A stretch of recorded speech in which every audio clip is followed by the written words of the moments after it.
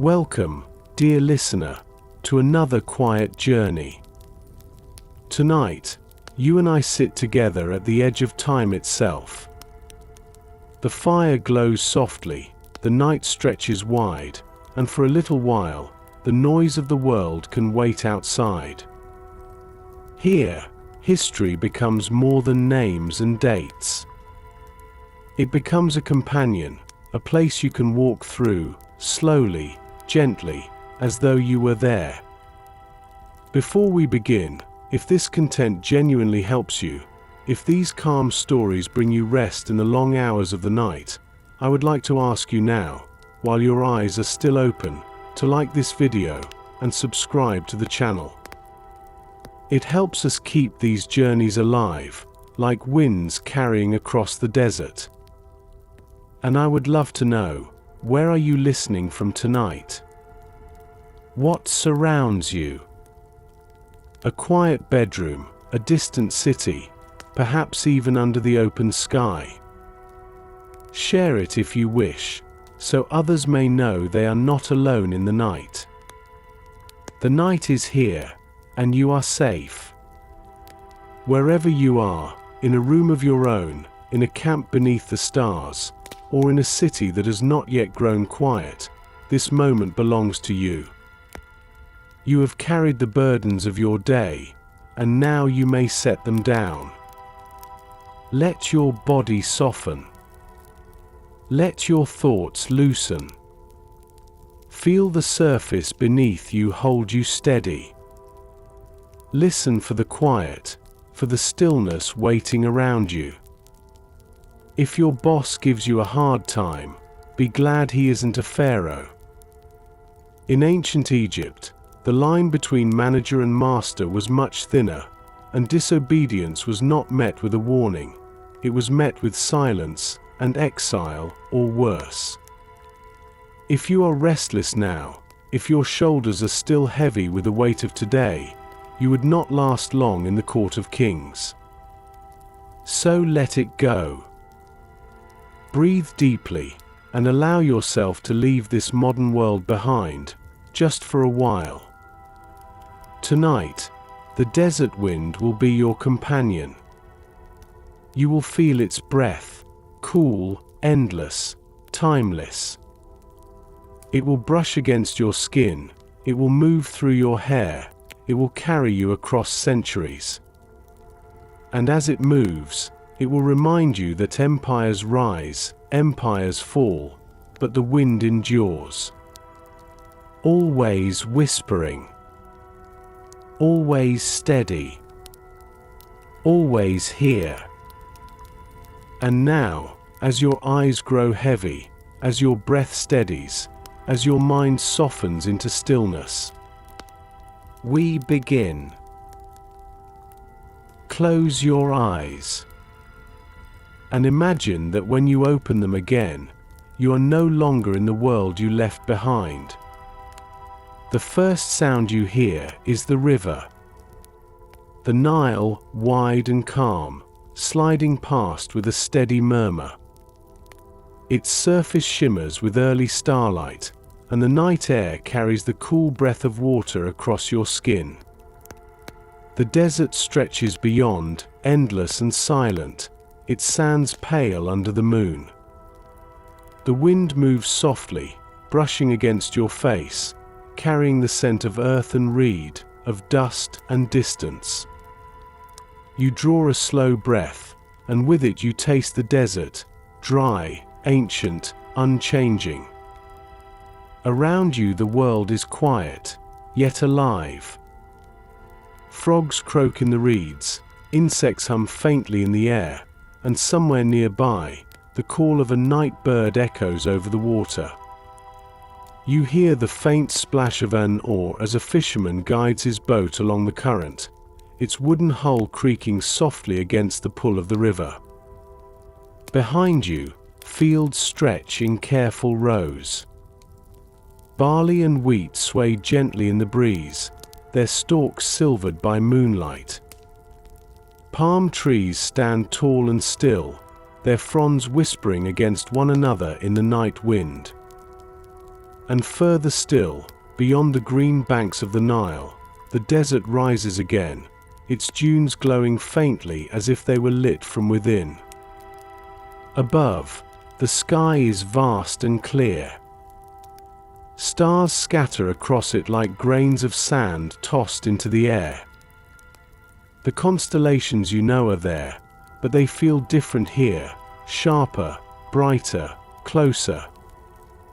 You sense that for the people of this land, the stars are not just lights in the night, but guides, gods, and promises written across the heavens.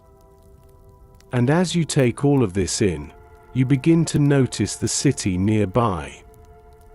Torches flicker against mud brick walls. Narrow streets wind between homes of clay, their roofs flat, their windows small. The air smells faintly of baking bread, of smoke, of spices carried in from faraway lands. Somewhere, a dog barks once, then settles back into silence. Children laugh faintly in the distance, then grow quiet, their voices fading into sleep. This is Egypt, not as a ruin, not as a chapter in a book, but alive. The Nile flowing, the people resting, the temples rising against the night sky. You are here, not as an observer, but as a traveler. A guest invited to walk slowly through a world that has outlived centuries, yet still hums with life in this moment. The fire behind you still glows. The desert wind still brushes your face. You feel safe, calm, steady. And so the journey begins, not in haste, not with noise, but with stillness. Close your eyes again, breathe slowly, and let Egypt open before you. The night fades gently, as though the stars themselves are sinking into the river. A cool mist lingers on the surface of the Nile, curling upward in thin ribbons of silver. The horizon softens, dark blue melting into pale grey, and then into the faintest brush of gold. The desert wind is quiet now, almost holding its breath, waiting for the sun. You stand on the riverbank, your feet sinking slightly into damp earth. The soil here is dark, rich, and fertile, nourished by the floods that return each year. To your left, a farmer kneels, pressing seeds into the earth with patient hands. His children stand nearby, their laughter soft, their fingers stained with mud as they imitate his motions. The family works together in silence, broken only by the distant call of birds waking in the reeds. You watch as the first light of dawn spills over the horizon. Slowly, the sun rises, a glowing disk lifting above the line where desert meets sky. The mist catches its light and glows faintly, like a veil slowly being drawn away. Warmth touches your face, gentle at first, then steady. The Nile shimmers gold, its ripples glittering as the fishermen push their boats into the water.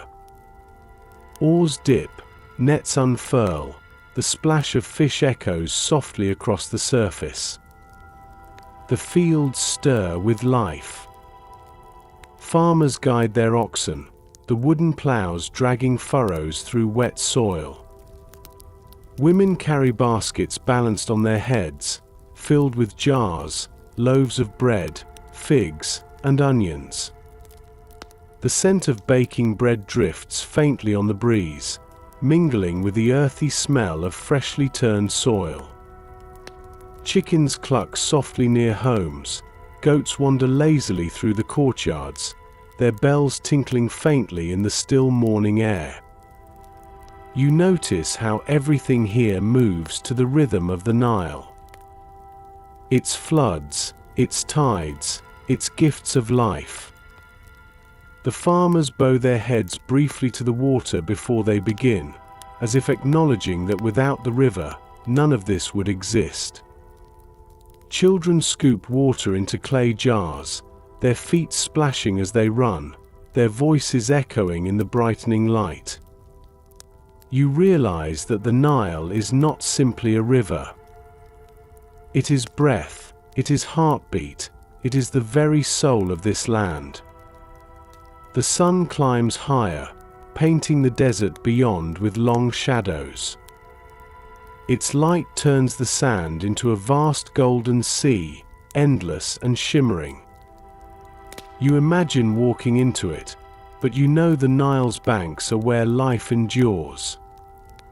Here, green pushes against the edge of yellow, the fertile soil resisting the desert's hunger. And the people here live in that balance, careful, respectful, aware of the gifts and dangers that surround them. A young boy runs past you, his hair curled, his tunic simple. He carries a bundle of papyrus reeds, freshly cut, their edges glistening with morning dew. His laughter trails behind him as he joins other children near the village, where they begin to weave the reeds into mats and baskets. Their fingers move quickly, practiced, turning plant into tool, ordinary into useful. Nearby, an old woman kneels by a clay oven, sliding loaves of bread onto flat stones. The smell rises, warm and comforting, filling the air with the promise of morning meals. She glances at you briefly, her face lined with age, but her eyes steady, calm. She nods once, as if to say that here, work is life, and life is sacred. The village stirs more fully now. Smoke rises from hearths, blending with the mist that still lingers over the Nile. Dogs bark softly, guarding the entrances of homes built from sun-dried brick. The walls are simple, but inside you glimpse painted images, lotus flowers, falcons, and symbols of gods traced in color. Even in the humblest of homes, beauty finds its place. You walk slowly through the narrow paths between houses. The ground is uneven, scattered with straw and footprints, but the air feels alive, filled with the sounds of a community beginning its day. Merchants begin to spread their goods, baskets of dates, jars of honey, small clay lamps, strings of beads. The colors of the market brighten with the rising sun, red pottery, blue glass beads, green herbs gathered from the fields. Voices rise, friendly, unhurried, familiar. At the edge of the market, you see a small shrine. A simple structure, but already a man kneels before it, his hands lifted in prayer. He murmurs words softly, his eyes closed, his lips moving like the ripples of the Nile. Incense curls upward from a small bowl, its smoke drifting into the morning light. You realize that for the people of Egypt, even the first breath of the day belongs partly to the gods. The sun climbs higher still, and the mist has almost vanished. The Nile flows brightly now, its waves sparkling as boats move gracefully along it. Children wade at the edges, their laughter mingling with the call of waterbirds flying overhead. The fields echo with the sound of tools, with voices singing to mark the rhythm of work. It is a song of routine, but also of gratitude, for each harvest depends on the river's gift, and each day depends on the gods who guard it. As you watch, the moment feels timeless. It could be yesterday, or centuries ago, or tomorrow. The rhythm of life here does not rush. It flows, like the Nile itself, steady, patient, eternal. You take one last look at the morning scene. The farmers bent over their fields, the children laughing, the women carrying baskets, the men guiding boats. All of them bound to the river, to its cycles, to its endless giving. And you realize that here, power is not crowns or armies. It is the rhythm of the Nile itself, the quiet endurance of life that repeats day after day, century after century. Breathe deeply. Let the calm of this morning seep into you. The sun is warm, the river is steady, the people are alive in their work. And you are here with them, not as a visitor only, but as part of this moment. The sun has risen higher now, warm and steady across the land. The mist has burned away from the river, and the Nile glitters like a great ribbon of gold winding through the earth. Villagers work quietly in the fields, their hands busy, their voices soft. And then, slowly, something changes. It begins with silence. A hush falls over the farmland, as though the very air has paused. Farmers straighten from their plows, children stop their laughter, merchants in the market lower their voices. Heads turn, one by one, toward the road that winds into the village. Dust rises faintly in the distance. The soft sound of footsteps, steady, measured, grows closer. Not the shuffle of ordinary travelers, but the ordered tread of guards, their sandals striking the earth in unison. And then you see him. The Pharaoh. He moves at the center of the procession, surrounded by attendants. His robes are white linen, fine and gleaming in the sunlight, edged with gold thread that catches and reflects the morning light. Around his neck, a collar of jewels glimmers, turquoise, lapis, carnelian, each stone carved and polished with care. Upon his brow rests the serpent, the uraeus, symbol of divine protection, its golden form coiled and watchful. The villagers bow as he passes. Farmers sink to their knees, lowering their heads. Women bend deeply, their baskets set aside in reverence. Even children, wide-eyed and uncertain, bow awkwardly, mimicking their parents' gestures. The air hums with quiet respect, with awe, with fear. You feel it too. This is not only a man. He is the Pharaoh, guardian of the Nile, chosen by the gods, Horus made flesh. To look upon him is to glimpse divinity walking the earth. The guards march in silence.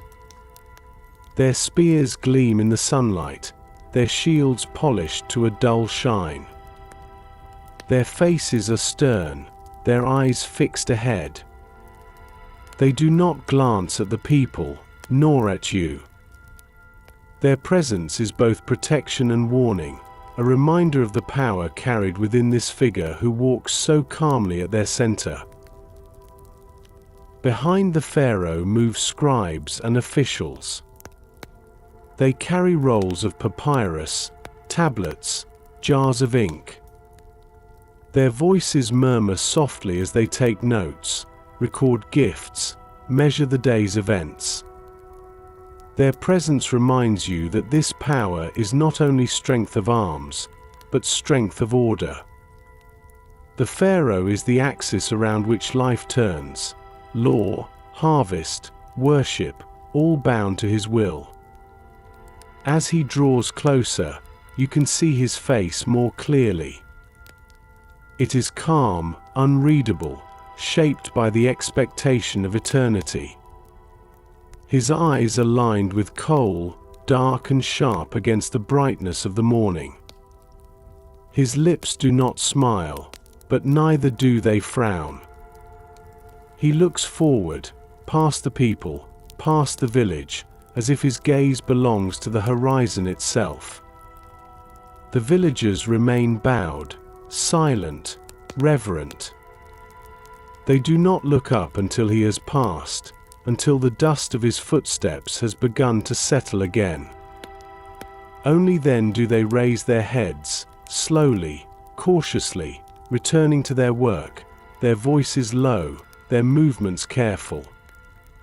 It is as if the air itself takes time to breathe again after he has gone.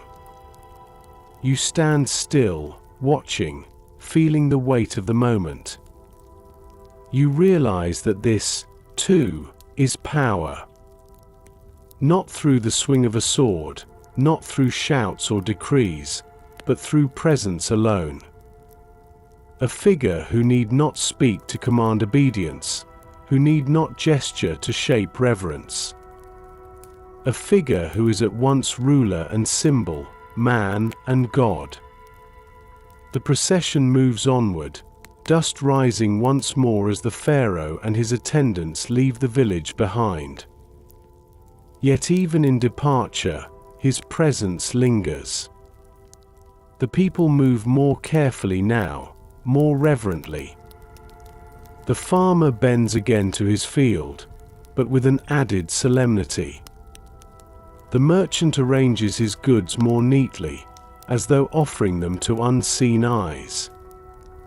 Even the children run a little softer, their laughter muted, touched by the echo of awe. You reflect on what you have just seen. In this world, the pharaoh is not only a leader. He is the guardian of order, the axis of life, the living thread between gods and men.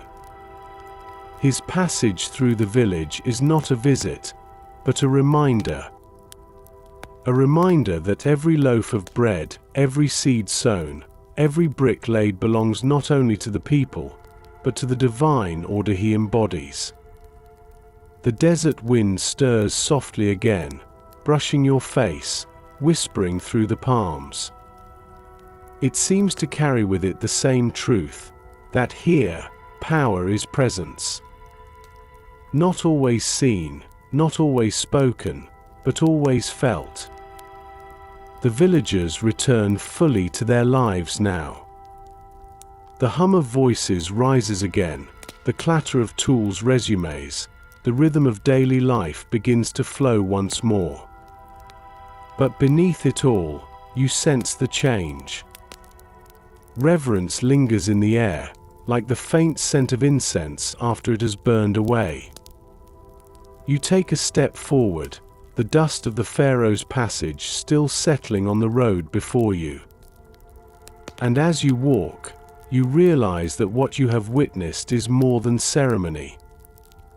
It is the quiet weaving of obedience, of loyalty, of belief. It is how a kingdom sustains itself not only by armies or wealth, but by awe. The morning grows warmer. The Nile continues its endless flow. The sun shines steady on fields and homes, on temples and markets. But for you, the memory of the pharaoh's passage remains. A moment of stillness, of reverence, of power made visible in silence. The morning grows fuller, the sun now high in the sky. Its light pours across the fields, across the river, across the walls of temples that rise above the villages. You follow the road that leads toward one of these temples, its stone columns gleaming pale against the blue sky. The air feels warmer here, heavier with meaning, quieter with reverence. As you step inside, the sounds of the village fade.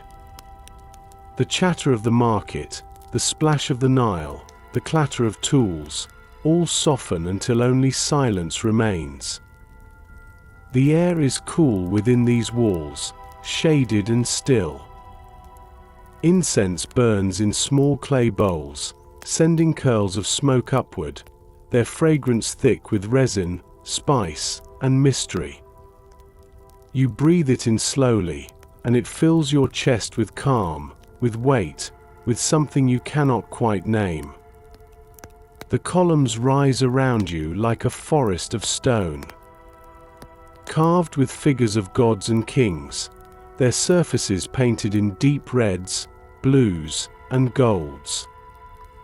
Light filters through narrow slits high above, falling in thin beams that strike the floor in glowing patterns.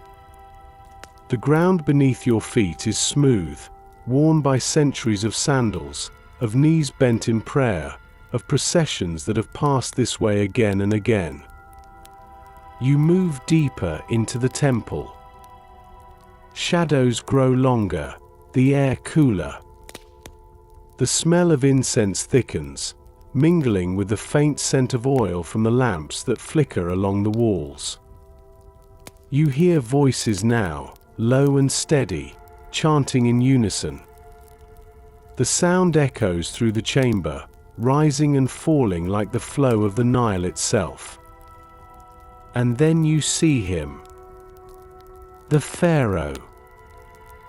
But here, within the temple, he is not simply the man you saw pass through the village.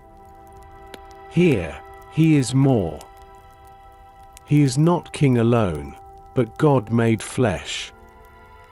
Priests surround him, their heads shaved, their linen robes white and pure. They bow low, their voices chanting prayers, their hands lifting offerings, bread, wine, flowers, jars of oil. Their eyes do not look directly at him, for to them, this figure is not mortal. He is Horus while he lives, falcon of the skies, watching, guarding. And when he dies, he will be Osiris, ruler of the underworld, eternal guide of the dead. The air trembles with reverence. The incense curls upward, carrying the prayers of priests into the rafters of the temple, out toward the heavens. Statues line the walls, great forms of stone, their faces stern, their eyes unblinking. They look upon the Pharaoh as if recognizing him, as if acknowledging their kin made flesh. You stand still, watching, and feel the weight of this moment. It is not performance, not theater. It is belief, deep and absolute. To these priests, to the people outside, to the kingdom beyond, the Pharaoh is not merely ruler. He is the order of the universe itself, the balance between chaos and harmony, the thread that ties human to divine. The priests chant louder now, their voices rising in rhythm. One steps forward, holding a scepter shaped like a staff of reeds, the symbol of authority. Another carries the crook and flail, symbols of kingship, of guidance and discipline. These objects, carved and polished, gleam in the lamplight. They are not mere tools, they are the marks of divinity, the signs that the Pharaoh is chosen, anointed, eternal. The Pharaoh stands tall, his face calm, his eyes steady. He does not speak, for he does not need to. His silence itself is presence. His stillness itself is command. Around him, the temple vibrates with awe, with devotion, with unshaken belief. You notice the offerings laid upon altars, loaves of bread stacked carefully, jars of honey sealed with wax, bowls of milk, garlands of lotus flowers fresh and fragrant. Each offering is a gift to the gods, yet each is also a gift to the Pharaoh, the god who walks among them. The lines blur until you can no longer separate man from deity, king from God, ruler from eternal spirit. The chanting softens again. Lamps flicker gently, their flames bowing to the air. The priests kneel, pressing their foreheads to the floor, their hands outstretched in reverence. The pharaoh moves forward, slowly, solemnly, to stand before the great statue of a god carved into the far wall. The figure towers above him, its face serene, its posture eternal. Yet in this moment, it is the pharaoh who embodies it. The stone watches silently, but the man breathes its essence. You feel the air around you thicken, as though it carries centuries of belief within it. This temple is not only a building of stone. It is a vessel of faith, of continuity, of power reborn each day in the body of the pharaoh. And you realize something profound. In this place, obedience does not need force. There are no swords raised, no shouts of command. There is only reverence. Only belief. Only the quiet, unshaken conviction that to defy the pharaoh would be to defy the gods themselves, to tear the fabric of the universe apart. This is power unlike armies or walls. This is power dressed in divinity, bound to ritual, carried in silence. This is power that seeps into the soul, that shapes thought, that bends hearts as easily as bodies. The chanting fades now. The incense burns low. The priests withdraw, still bowed, still silent. The pharaoh stands once more at the center, radiant not with light, but with the weight of belief. You take a breath, slow and steady, and feel that weight yourself. You understand, in this moment, how Egypt endured for millennia, not by swords alone, not by harvests alone, but by this quiet rebranding of kings into gods. A transformation so complete, so seamless, that the people could no longer tell where man ended and divinity began. The desert wind stirs faintly through the temple doorway. It brushes your face, cool and calm, carrying with it the reminder. Empires rise and fall, but belief is a force that endures. And as you step back into the light of the sun, you carry with you the echo of what you have seen. A man clothed as God. A king who need not command. A presence that holds a kingdom steady, not by fear, but by awe. The sunlight greets you again as you step outside the temple. The air is warmer now, the shadows shorter, the sounds of daily life returning to your ears. Yet something within you feels changed. You have seen the pharaoh not just as a ruler, but as a god. And now, as your eyes adjust to the brightness, you begin to notice the objects that surround his image, the symbols that tell the story of his power. At first, they seem simple. A staff, a croak, a vial, a crown. But the longer you look, the more you sense their weight, their meaning, their quiet authority. The scepter comes first. Carved from wood, or sometimes shaped in shining metal, it is not only a rod to hold, but a line drawn between heaven and earth. Smooth to the touch, polished until it glows in the sun, the scepter rests easily in the pharaoh's hand.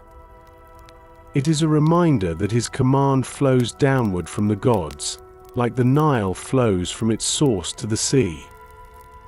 To touch it is to touch the authority of centuries, the unbroken line of kings and queens who have held it before. Beside it lies the crook, curved at the top, like the staff of a shepherd. It whispers of care, of guidance, of protection. To hold the crook is to be seen as the guardian of the people, the one who keeps them safe from hunger, from harm, from the chaos that lies beyond the fertile banks of the Nile.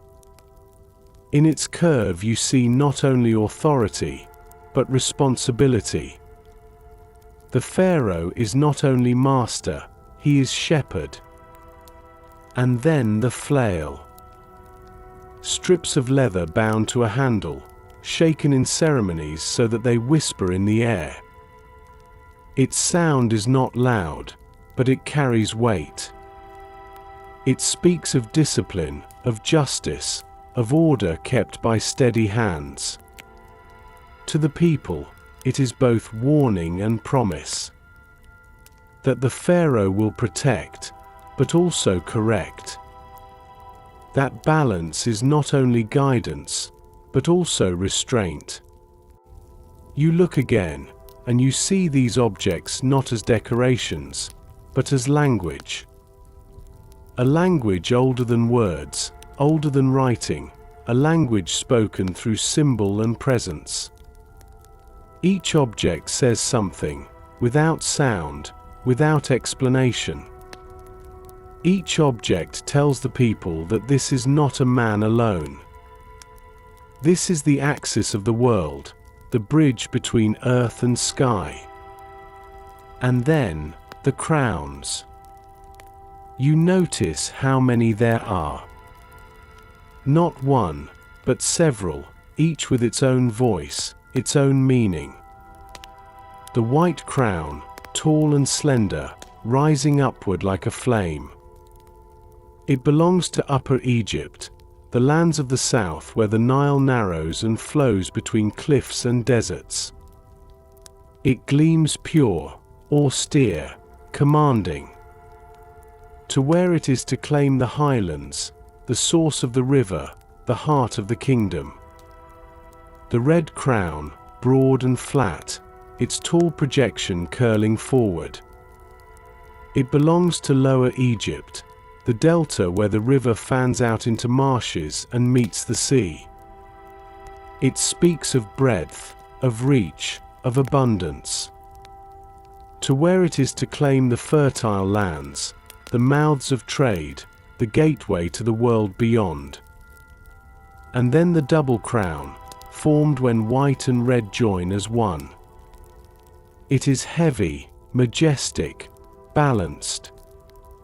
It whispers of unity, of a land not divided, but whole. To where it is to declare that the two lands, so different in their nature, are bound together by one ruler, one life, one order. There are others, too. The blue war crown, shimmering like the sky, worn by pharaohs who lead their armies into battle. Its shape is round, its surface often dotted with golden stars. To where it is to stand as protector, defender, warrior. And the nemes, the striped headdress, perhaps the most familiar of all. Its fabric flows down over the shoulders, its stripes golden and dark, its edges caught with beads. Upon its brow, always, rests the serpent, poised to strike, to shield, to burn away enemies with the fire of gods. To see the nemes is to see eternity wrapped in cloth. Each crown carries not only beauty, but truth. A truth that the people believe, a truth that shapes their hearts. When the pharaoh appears wearing white, they see the power of the south. When he wears red, they see the power of the north. When he wears both, they see the unity of Egypt itself, a land of river and desert, mountain and marsh, brought together beneath one gaze. You realize that these symbols are not mere ornaments. They are bridges between worlds. To the people, they are not reminders, they are proof. Proof that the Pharaoh is more than human, proof that he carries the essence of gods within him. The desert wind stirs again, brushing against your skin. You close your eyes, and in that whisper of air you sense the same truth. That power does not need to shout when it can wear symbols that speak without words.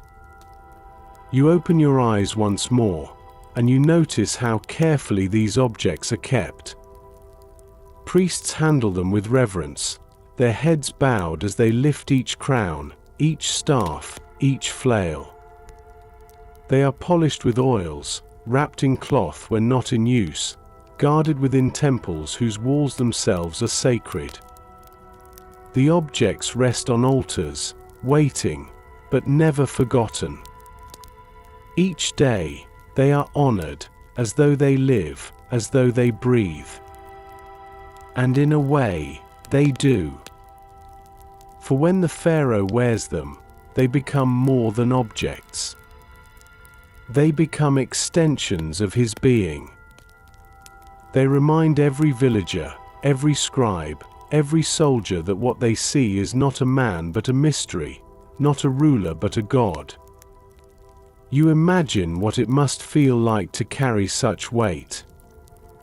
To lift the crook and know that you are shepherd to thousands, to raise the flail and know that order itself rests in your grip. To place the double crown upon your head and feel the weight of two lands pressing into your brow. To wear the serpent and know that it watches not only for you, but through you. It is a weight beyond measure. A burden as vast as the desert, as deep as the Nile. And yet the Pharaoh bears it, silently, steadily, as though it were his very breath. The villagers may not touch these objects. They may never see them except from afar. Yet they believe in them, and in that belief lies the secret of their endurance. Symbols hold power. They bind hearts. They shape thought. They turn obedience into devotion, loyalty into reverence.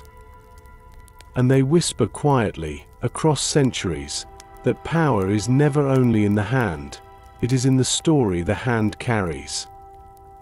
The sun glows brighter now, its light gleaming upon gold, upon jewels, upon cloth.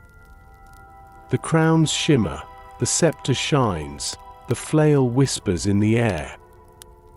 And you understand that you are not simply looking at objects. You are looking at the language of eternity, carved into form, dressed in color, bound in silence. The desert wind sighs again, soft and timeless.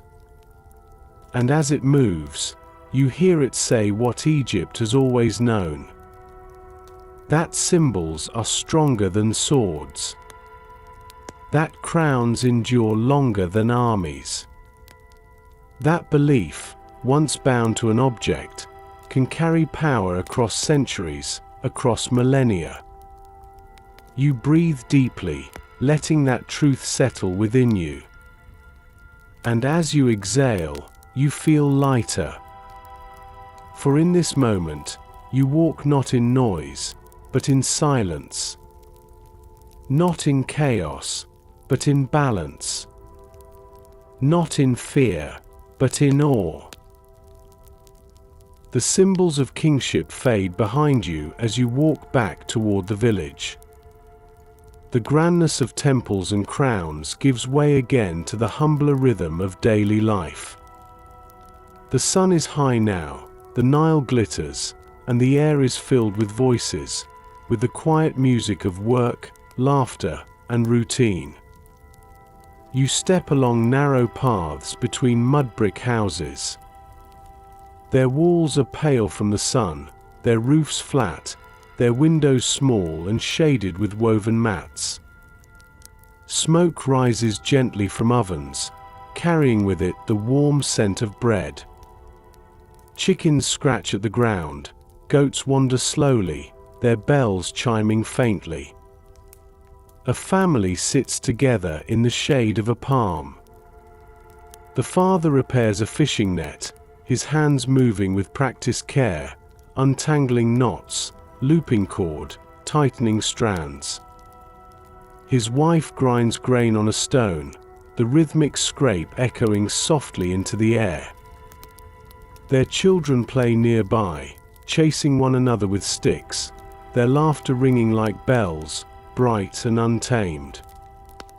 You sit with them for a while.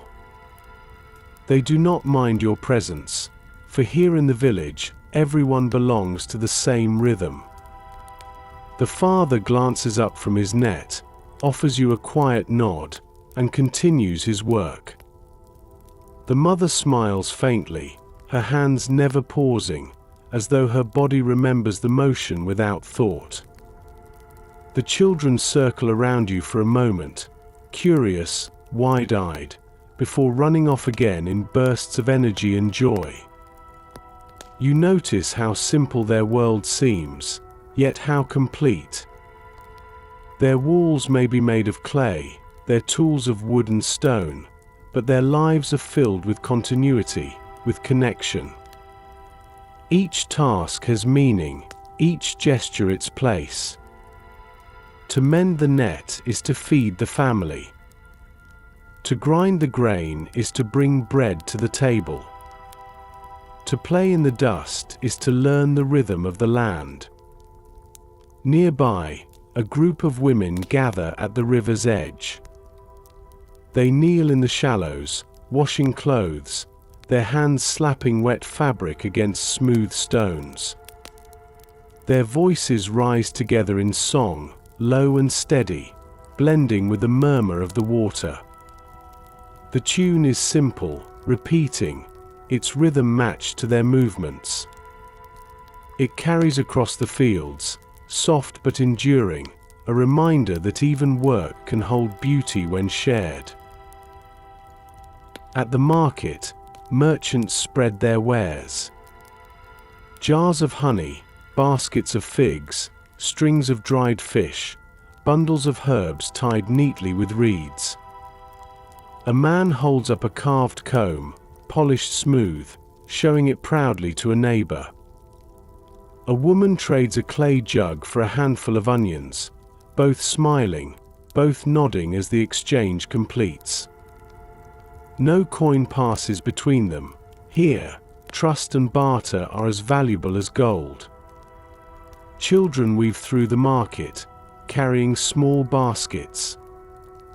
They help their parents gather food, tugging gently at sleeves, pointing to sweets, whispering requests in hopeful voices.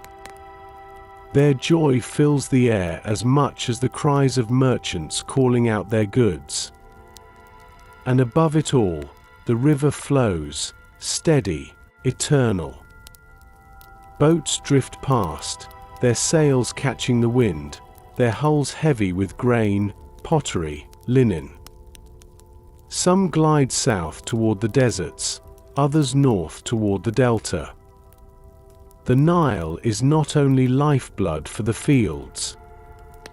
It is a road, carrying the voices of one village to another, binding all of Egypt together in its endless current. As you watch, you realize that this is the true heart of Egypt. Not only the pharaoh, not only the temples, but the people. The quiet strength of farmers who bend to the soil, of mothers who grind grain, of children who laugh in the dust. Without them, the crowns would mean nothing, the temples would stand empty, the rituals would fade. The sun warms your face as you sit in the shade with the family. You listen to the scrape of stone against grain, to the rustle of reeds in the wind, to the splash of water where children wade at the river's edge. The rhythm is steady, timeless. You could close your eyes and believe that this moment might last forever. A boy runs past with a clay jar balanced carefully in his arms.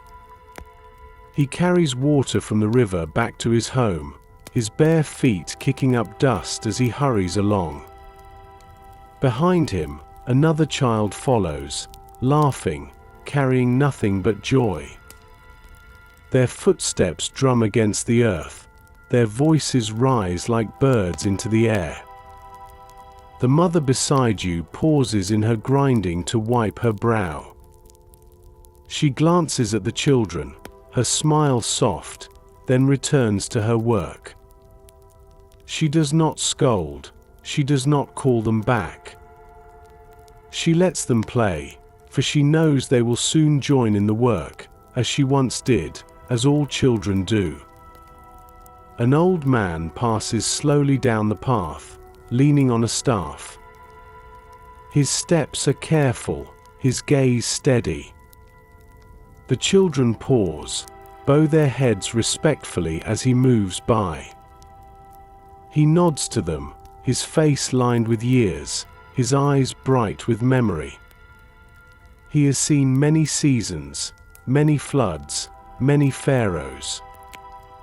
And yet here he is, still walking, still part of the rhythm, still carrying the quiet dignity of life that endures.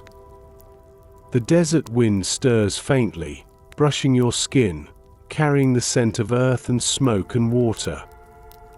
It feels like the breath of the land itself, soft and steady, reminding you that this life, simple though it seems, is built upon foundations stronger than stone. You sit longer, listening, watching. A child offers you a fig from a basket, sweet and soft, its juice clinging to your fingers as you taste it. The flavor is rich, grounding, a gift from the soil and the river.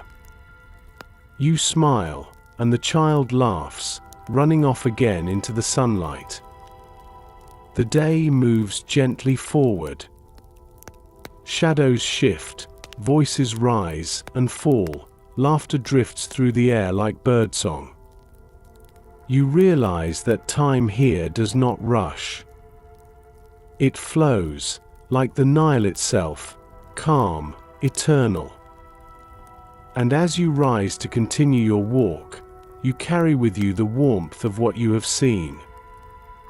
A family at work, a market alive with barter, children chasing one another in the dust. Ordinary lives, yet extraordinary in their endurance. For this is Egypt as much as the temples, as much as the crowns. A land not only of kings and gods, but of people. People whose lives shape the foundation upon which everything else stands. You breathe slowly, deeply, letting the peace of the village settle into you. And as you step forward, the sound of the river follows, soft and steady, like a lullaby carried by the desert wind. You leave the village behind, the laughter of children fading, the scent of bread drifting softly into the air. The path bends upward, away from the fertile fields, toward higher ground where the earth grows dry and the desert stretches wide. The sound of the Nile softens until it is only a distant hum, replaced now by the deeper rhythm of voices, of hammers, of stone meeting stone. You crest a rise, and before you stands a sight unlike any other. A pyramid, vast and steady against the horizon. Its base spreads wide across the desert floor, its sides rising in great steps of stone that climb toward the sky. Even unfinished, it is immense, more mountain than monument, more eternal than any man. The sun glints off its surface, bright and unyielding, making you squint as your eyes trace its slope upward, higher and higher, until it seems to touch the heavens. Around its base, the land is alive with movement. Hundreds of men work in rhythm, their voices rising together in chants that match the pace of their labor. They haul blocks of limestone, each one massive, bound with ropes, dragged on wooden sleds across the sand.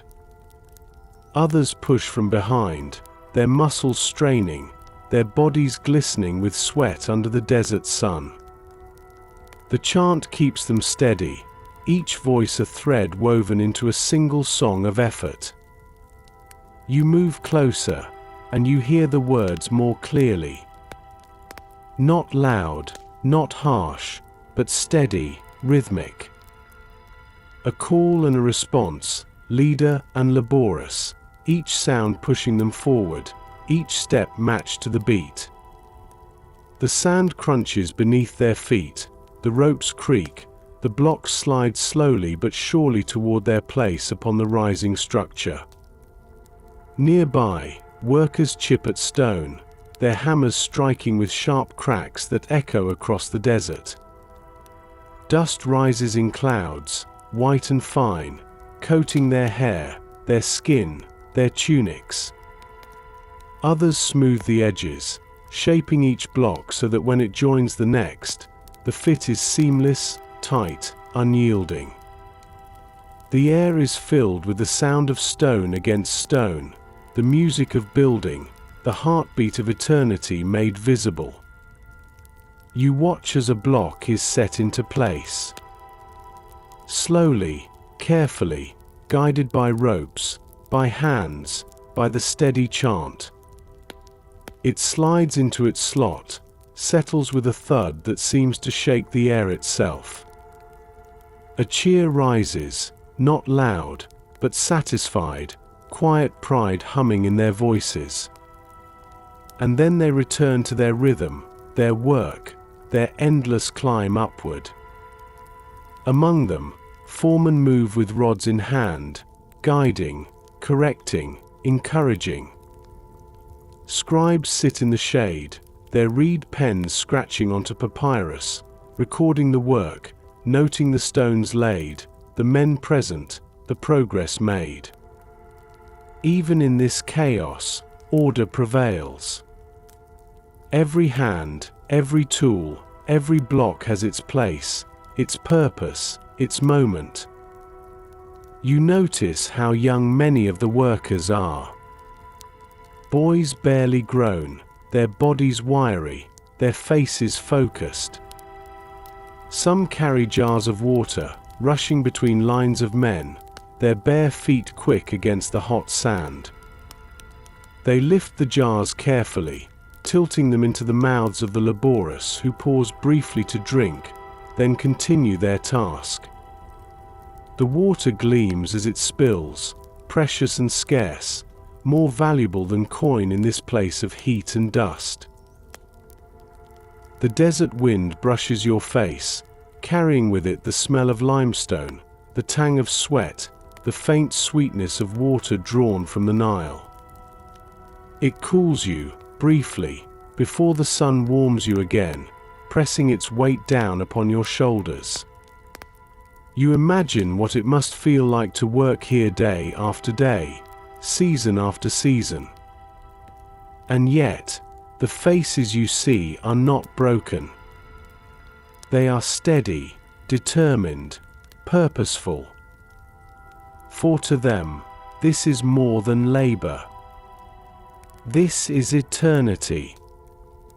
The pyramid rises not for one man alone, but for all of Egypt. It is the pharaoh's tomb, yes, but also the people's offering to the gods. To build it is to take part in a story that will last beyond their lives, beyond their children's lives, beyond memory itself. Each stone is a prayer, each block a promise that Egypt endures. You pause in the shade of a scaffold, the wooden beams creaking above you as men climb higher, carrying tools, guiding ropes.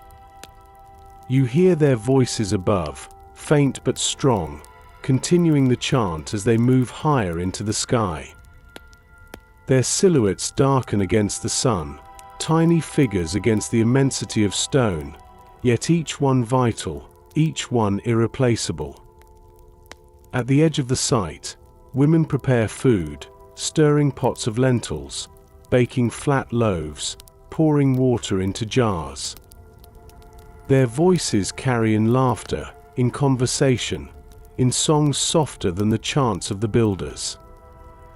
Children sit beside them, shaping small clay figures, imitating their fathers, their brothers, building pyramids of their own in the dust. And beyond them, priests stand in white robes, lifting their hands in blessing, murmuring prayers that the work continue without accident, without failure. They sprinkle water on the stones, on the workers, on the ground itself, as if binding the sacred to the labor, reminding all that this is not only human effort but divine will. You close your eyes for a moment, listening. The chant, the hammer, the scrape of stone, the murmur of prayer, the cry of children, the laugh of women, the rush of water, the whisper of the wind. Together they become a single sound, a living hymn of creation, a song that stretches across the desert, across the centuries. When you open your eyes again, the pyramid seems taller, its sides sharper, its shadow longer. You realize that you are not watching a building rise, you are watching time itself take form. Stone by stone, chant by chant, hand by hand. The sun burns bright, the desert wind sighs, and the work continues. Always steady, always upward. Toward eternity. The pyramid fades behind you as the path turns toward rock cut into the desert's flank, a doorway half in shadow, half in sun. The air grows cooler as you step closer, as if the earth itself is breathing out a secret kept for centuries. A lintel carved with sacred signs stretches above you, falcons outspread, ankhs looped like gentle knots, reeds and lotus swaying in lines that suggest the quiet of the river even here in the sand. You pause at the threshold, and the desert wind softens, almost as if it, too, must bow before entering. Inside, the light dims to amber. Lamps flicker along the walls, their flames thin and steady, casting warm halos over carved figures that march in quiet procession. The air smells of oil, of resin, of time stored carefully away. Your footsteps become softer, hushed by sand and dust, and the passage slopes gently down, the world above falling away behind you. The walls are alive with color. Ochre and deep red, cool blue and green, gold leaf that still glows where the lamp's light finds it. Here are field ripples with barley under painted wind. There a boat rides the black ribbon of the Nile, its sail full, its oars lifted. Gods step from panel to panel, calm and watchful, their eyes lined with kohl, their hands extended in blessing or judgment. The pharaoh appears again and again, younger than in life, perfected, his shoulders square, his stride serene, his hands lifted in offering to the gods who receive him. You enter a small chamber where artisans once worked in whispers. On a low bench rests a palette stained with old pigments, little cakes of color pressed into shallow cups. A reed pen lies beside it, its tip darkened by ink that long ago dried into a glossy sheen.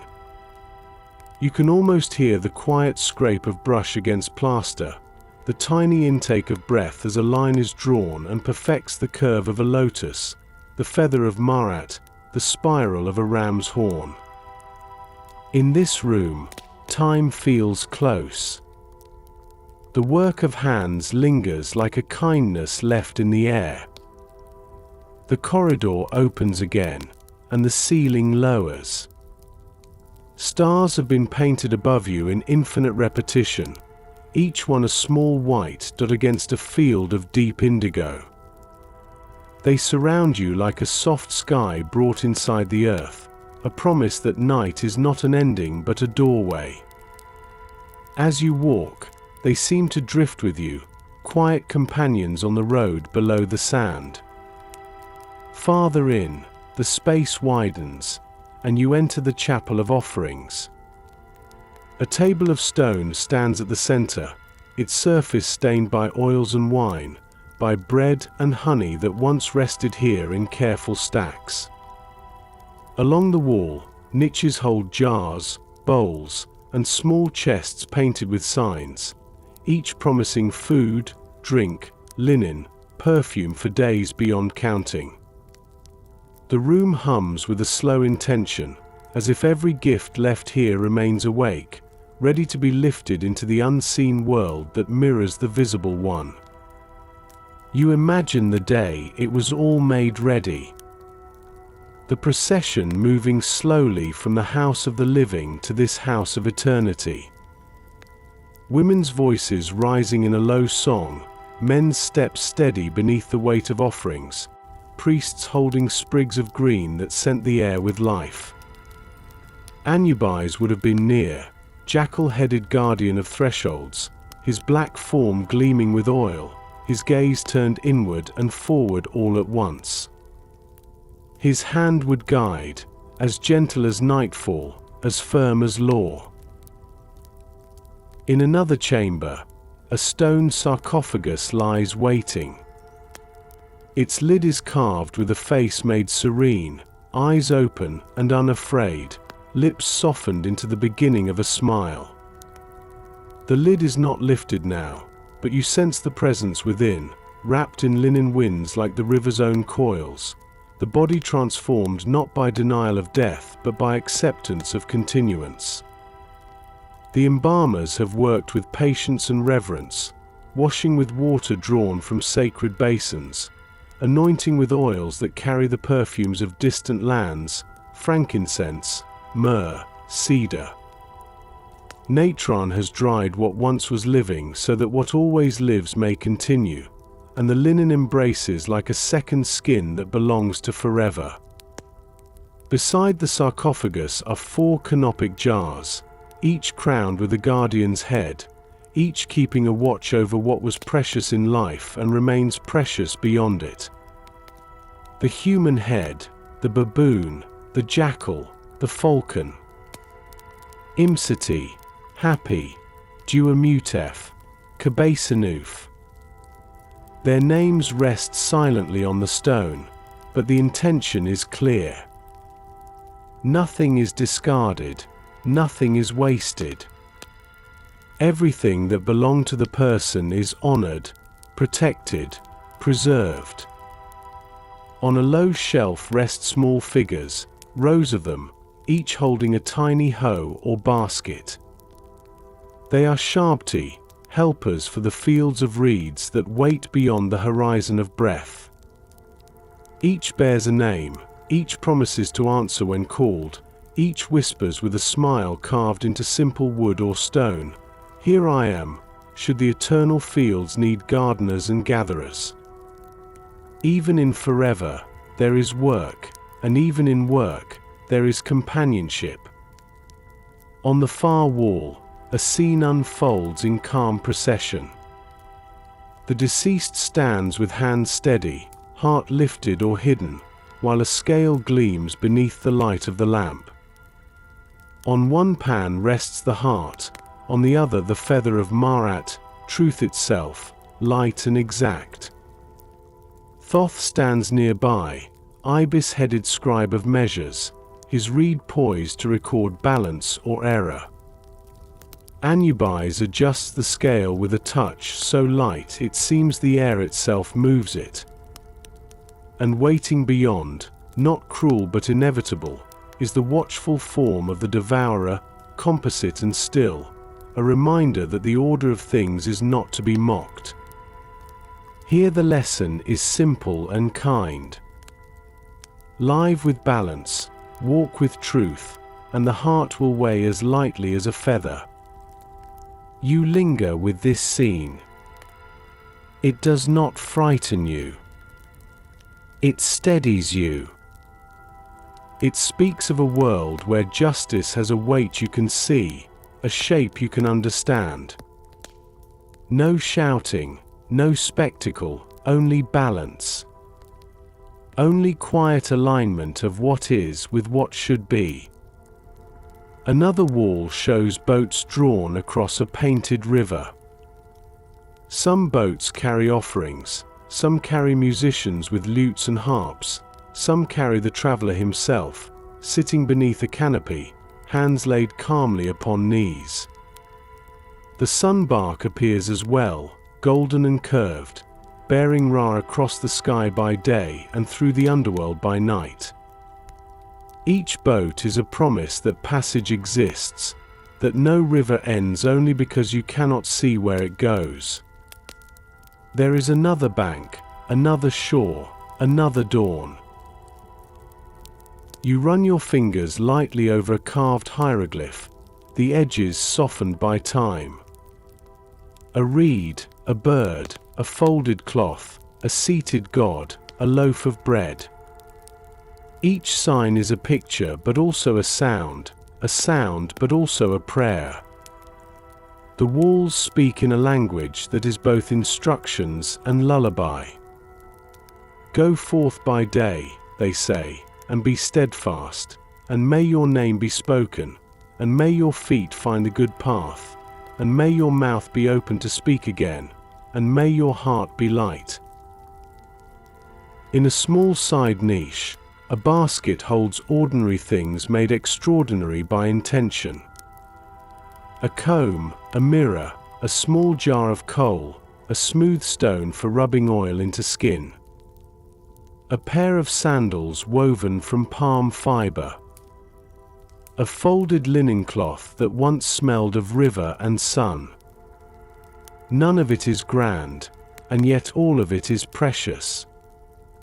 These are not trophies, they are companions, reminders that eternity is not only for kings, it is for people who loved the feel of cool water, the comfort of clean cloth, the pleasure of being seen and adorned by those who cared for them.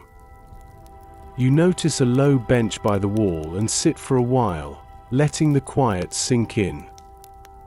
The flame of the nearest lamp wavers, then steadies. Your breath falls into rhythm with the room, even, unhurried. Time does not press here. It opens. It invites. You think of the hands that placed each jar where it now rests, the feet that walked each step of the corridor with measured care. You think of the soft keening of mourners at the door, the steady songs of priests, the gentle press of a mother's hand upon linen as she whispered a final blessing.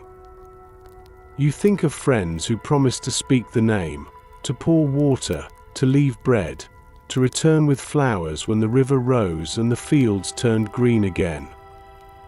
This tomb is not an end.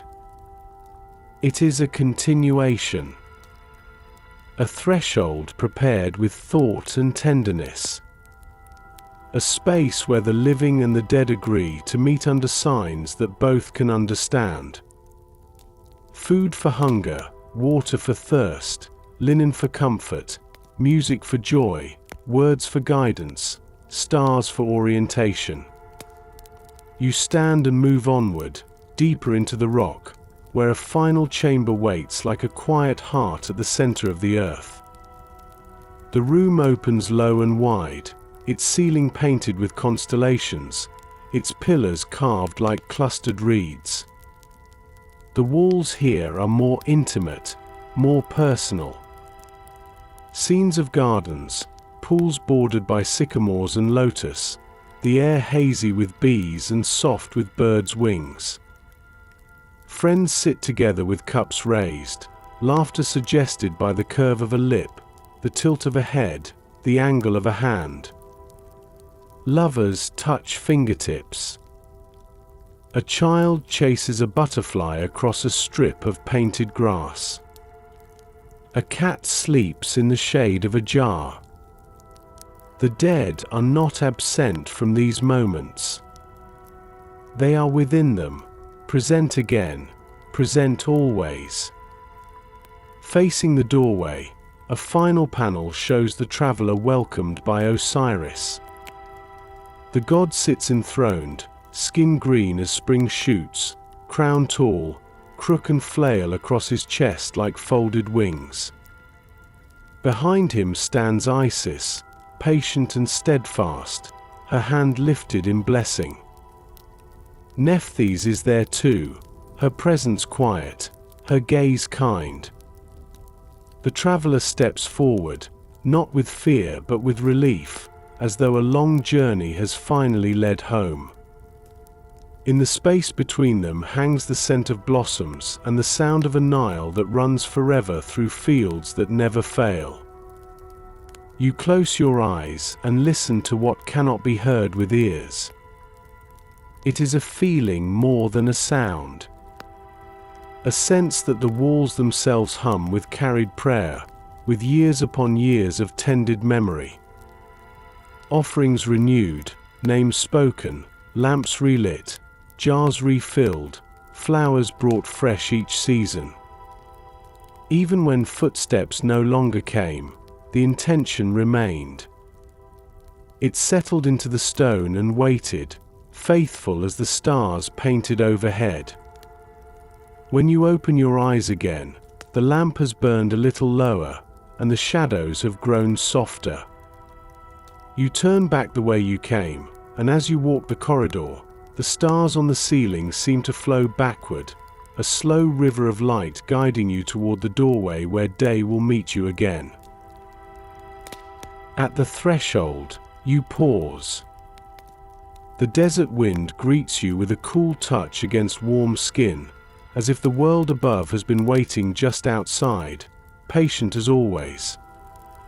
The sun stands lower now, its light honey-colored, everything touched with a gentle gold. In the distance, the Nile glimmers, and voices drift from the village, thin threads of song and conversation woven into the broad cloth of afternoon. You look back once more into the calm interior, where lamps still burn and painted gods still keep their steady watch. You do not feel pulled between worlds. You feel them rest upon one another, layered and kind. The living carry gifts inward, the dead carry blessings outward. Between them stands a doorway carved in stone and painted with stars. As you step fully into the light, a hawk circles high above, its wings still, its body riding warm currents that rise from the desert. It glides without effort, and for a moment, your breath glides with it, smooth and free. Beneath your feet, the sand gives slightly, then holds. Ahead, the path bends toward the temple again, toward the river again, toward the lives which now seem richer for what you have seen. You understand the journey of the soul as the Egyptians understood it. Not as a break, but as a passage. Not as an ending, but as a continuation with provisions, with directions, with companions ready to answer when called. You understand that the love of the living is a bridge that does not wear away, a rope that does not fray, a song that keeps its tune long after the singers have gone to sleep.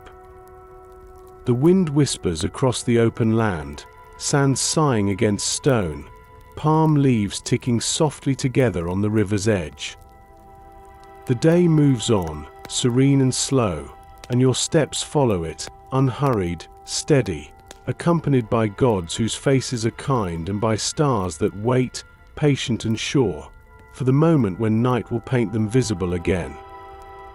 You breathe in and out, and the world breathes with you. Above and below, before and beyond, every path seems to meet at this soft understanding. Life continues. Names endure when spoken. Truth is light enough for a feather's pan. And the river does not end, even when it slips from sight. With that, you walk onward, carrying the quiet of the tomb like a lantern inside your chest. The flame is small, but it does not waver. It illuminates what is ahead with a tenderness that belongs to stone and star, to lamp and river, to the old songs of priests and the new laughter of children on the bank. The sun lowers, the air cools, and the path leads you gently toward the next part of the day.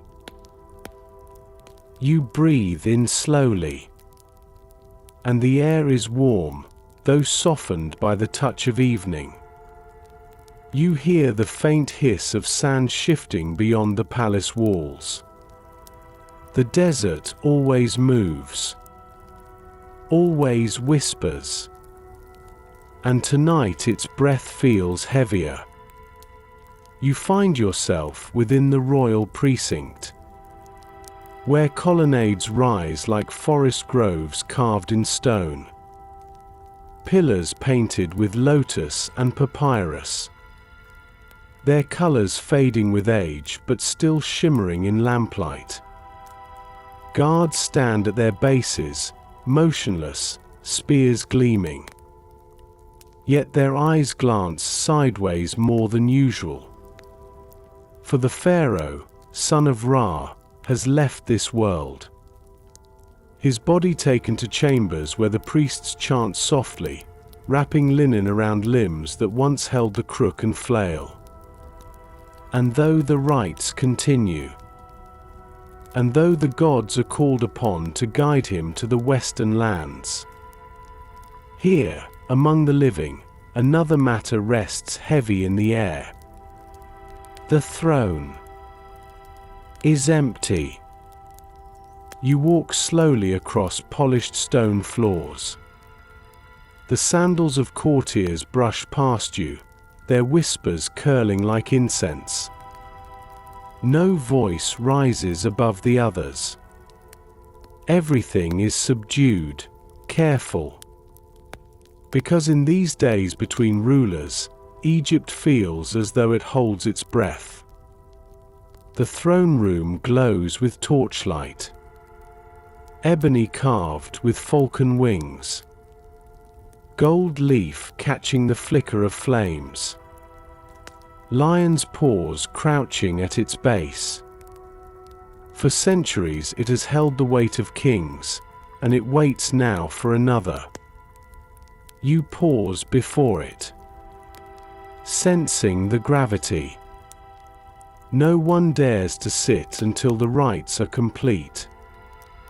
No one dares to speak aloud of succession in this chamber. And yet you feel the currents. You hear them inside corridors. A young prince, eager, fiery, promising strength on the battlefield. His supporters speak of energy, of conquest, of youth that can lead armies.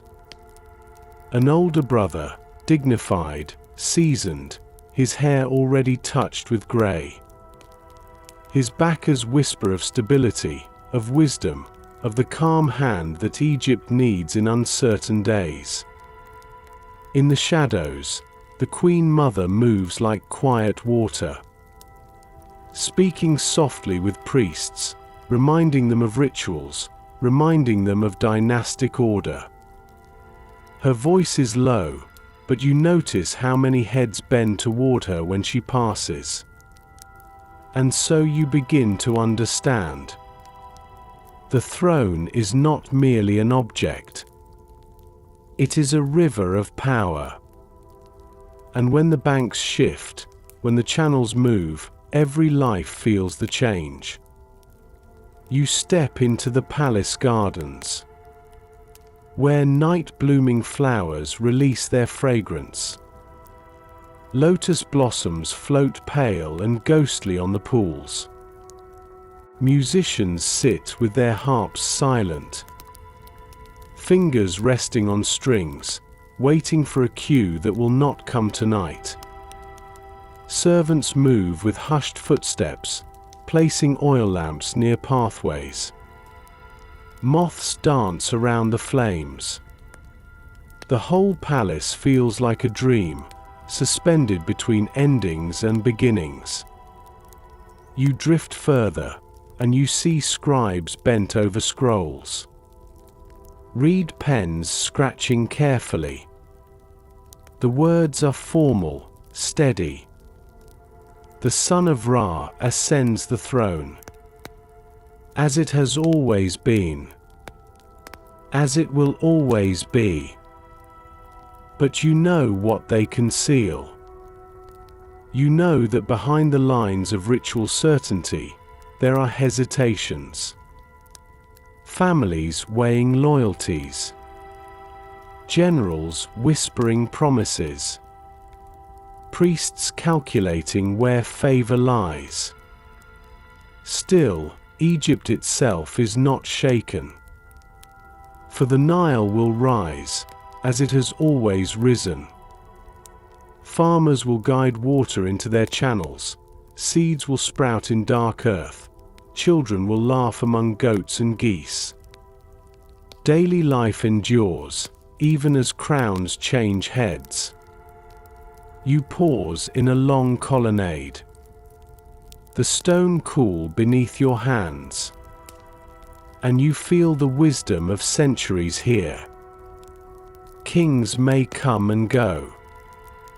Dynasties may rise and fall.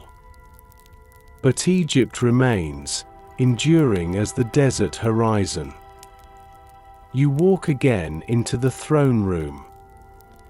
And now, the torches burn brighter, as if the night itself prepares for change. Courtiers gather in rows. Priests enter, their white linen glowing. Incense curls upward in slow spirals. The air is heavy with anticipation. Soldiers strike their spears against the ground once, then hold steady. And then the young prince steps forward. His head shaven, his body adorned with gold, his eyes dark and watchful. The priests place upon him the double crown. Red for Lower Egypt, white for Upper. Together, the two lands united. And the crowd murmurs Ankh, Udja, Seneb. Life, prosperity, health. Voices rising gently but firmly, filling the hall. The throne is filled again. You watch as the new pharaoh lowers himself onto the seat of power. The falcon wings arching behind him. The lion paws steady beneath him. A living symbol of continuity. Yet you notice the tremor in his hand as he takes the crook and flail. The brief glance he casts toward his brother, who bows, outwardly serene but inwardly unreadable. And you learn something here. Power is never as smooth as the carvings on temple walls.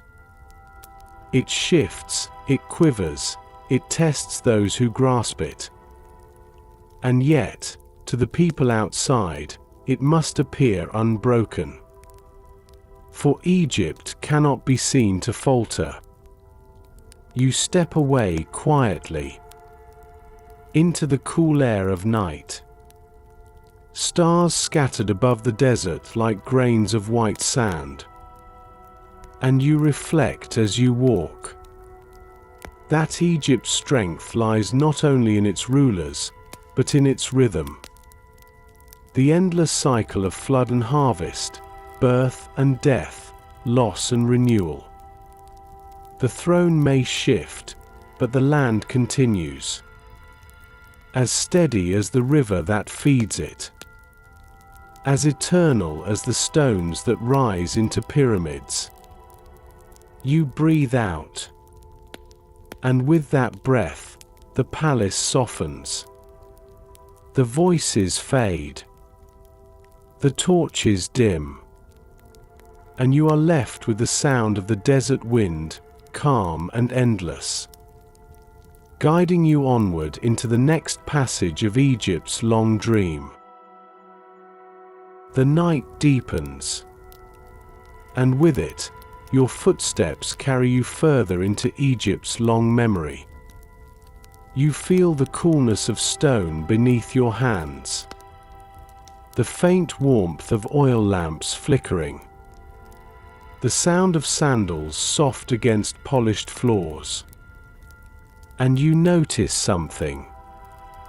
Though kings have sat upon the throne, though their names are carved into stone with titles like Lord of the Two Lands and Son of Ra, there have always been other voices in the chambers of power. Quieter, softer perhaps, but steady, enduring. You walk through a doorway hung with woven reed curtains, and enter a hall fragrant with myrrh and lotus. Here, the queen's court gathers. Women in flowing linen, hair braided and scented with oils. Children playing near the columns, watched carefully by attendants. At the center, seated upon a low throne, you see her. The great royal wife, not merely consort, but counselor, guardian, regent when needed. You recall her name. Hatshepsut, a queen who became Pharaoh herself. Close your eyes a moment, and imagine the dawn when she ascended the throne.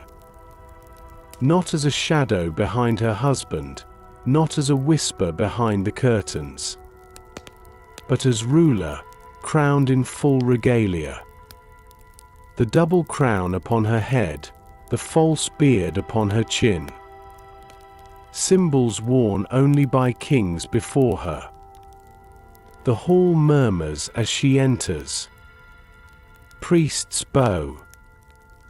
Generals lower their spears.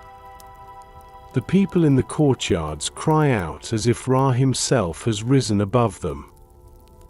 For power, in this moment, wears a woman's face. You follow her steps through her reign. The building of temples at Karnak, pillars soaring like forests of stone. The terraces of Deir el-Bori rising against the cliffs. Chapels carved into living rock, sanctuaries filled with painted reliefs of ships, of gardens, of offerings. You feel her calm strength in each stroke of chisel, in each hymn sung in her honor.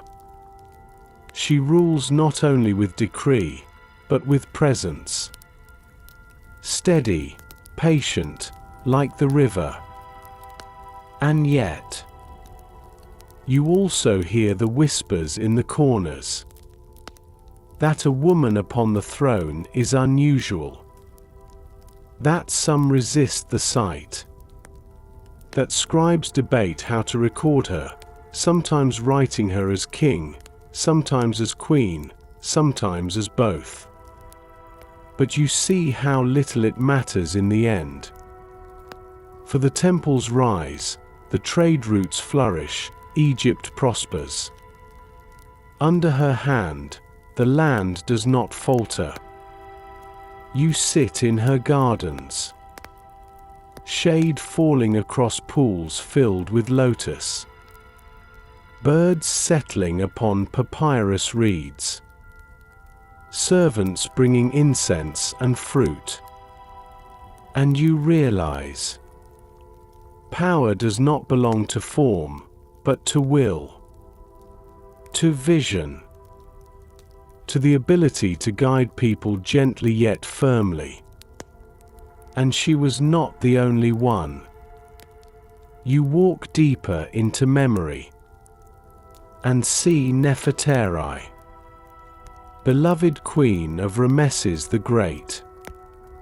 Her likeness carved upon the walls of Abu Simbel, not smaller than the king's, but equal. Standing tall beside him as the sun strikes their temple faces. You hear the words of love he inscribed for her. For whom the sun rises. Carved in stone so that all might know the bond they shared. Her presence, too, was power. Not by decree, but by influence, by devotion, by partnership that echoed through the halls. You wander further still, and see Cleopatra, last of the Ptolemies, sailing down the Nile beneath silken sails, stars glittering above her. Her voice soft yet commanding, her gaze steady upon men who thought themselves conquerors. She speaks not only in Egyptian, but in Greek, in Latin, in tongues of traders and diplomats. Weaving politics as though weaving garlands of flowers. Rome itself bends to her presence. And you understand. Through these queens, Egypt's story is more than crowns and battles. It is also negotiation, persuasion, alliance. The quieter forms of power, often unseen, yet no less enduring. You pause in a long hall, and the walls are carved with scenes of women bearing offerings. Women holding lotus and papyrus, playing harps, standing beside kings. Though history often speaks of pharaohs, you realize these queens were never absent. Their presence flows beneath the surface, like water beneath the sand. You breathe deeply, letting the incense and oil settle around you. Egypt teaches you another lesson tonight.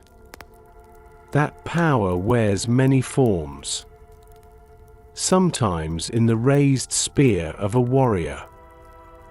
Sometimes in the decree of a king.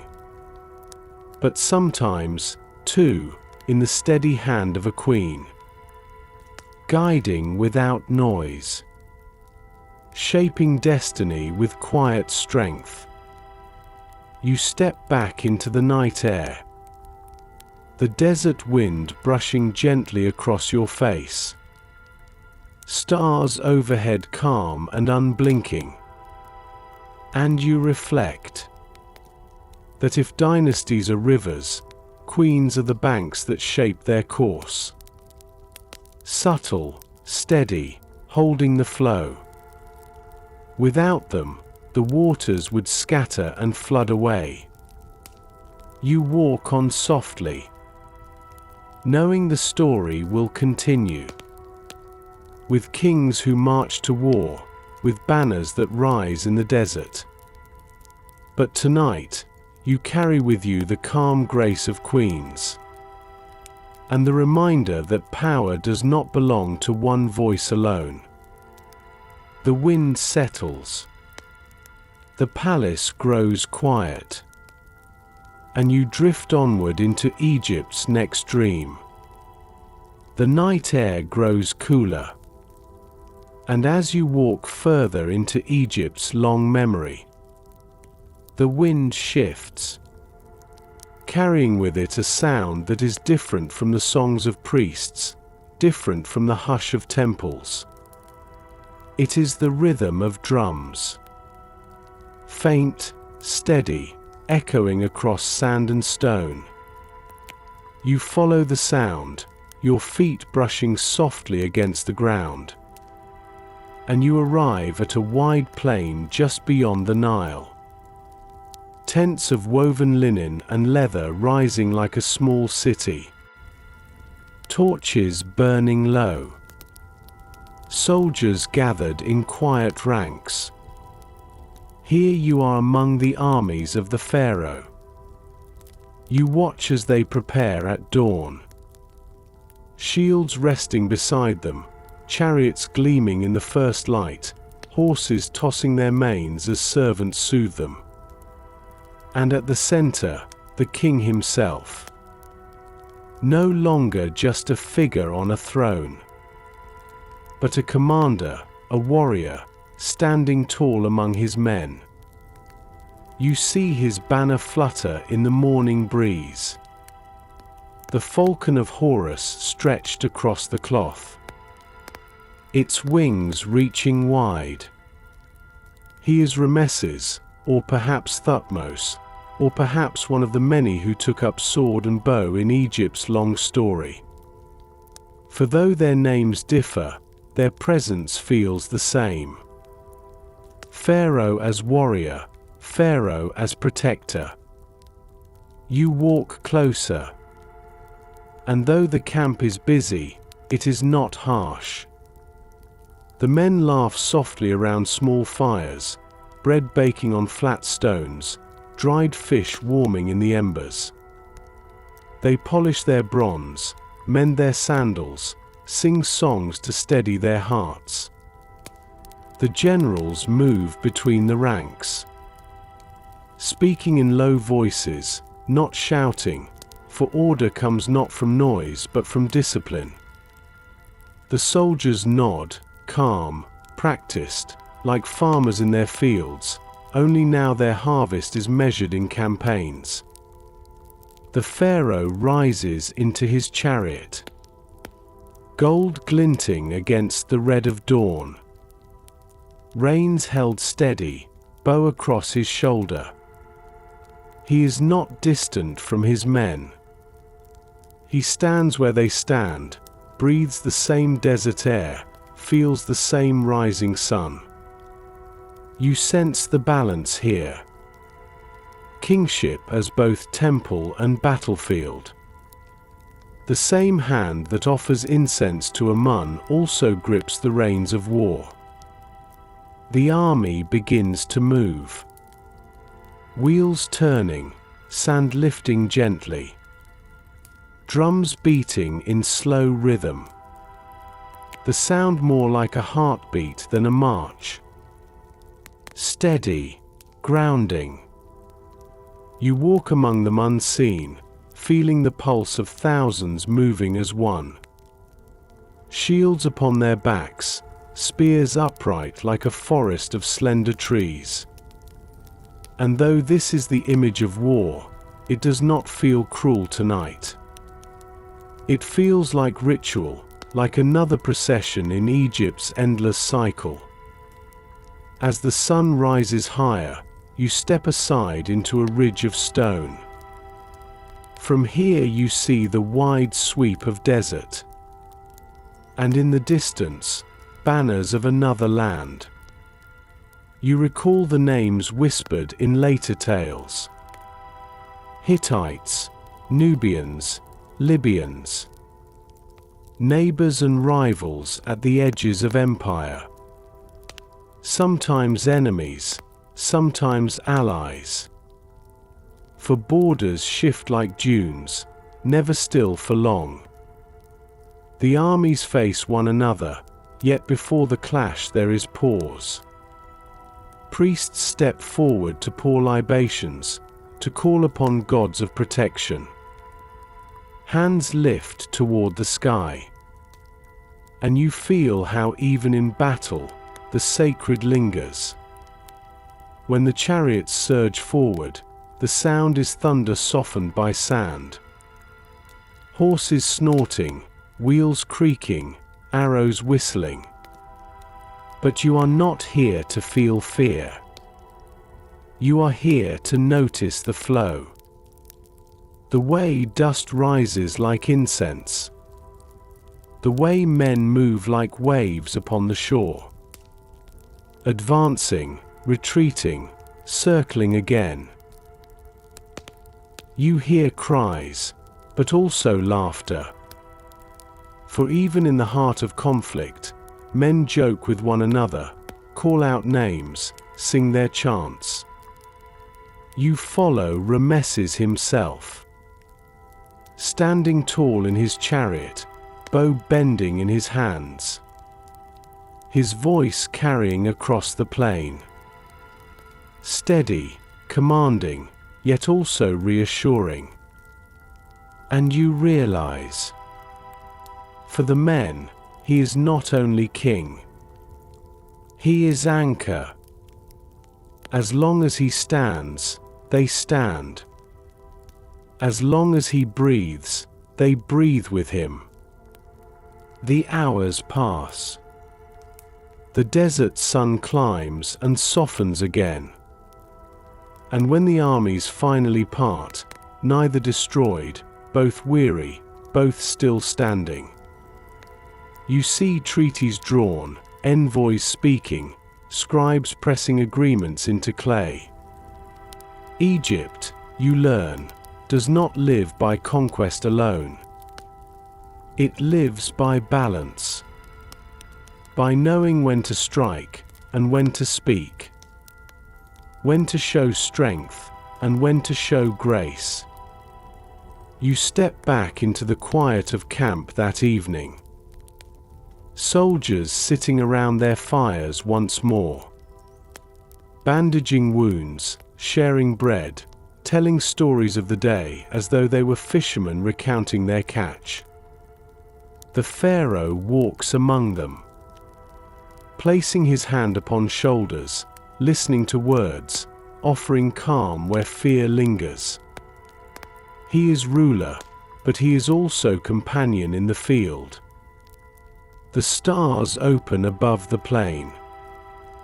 Endless, eternal. And you feel the lessons settle.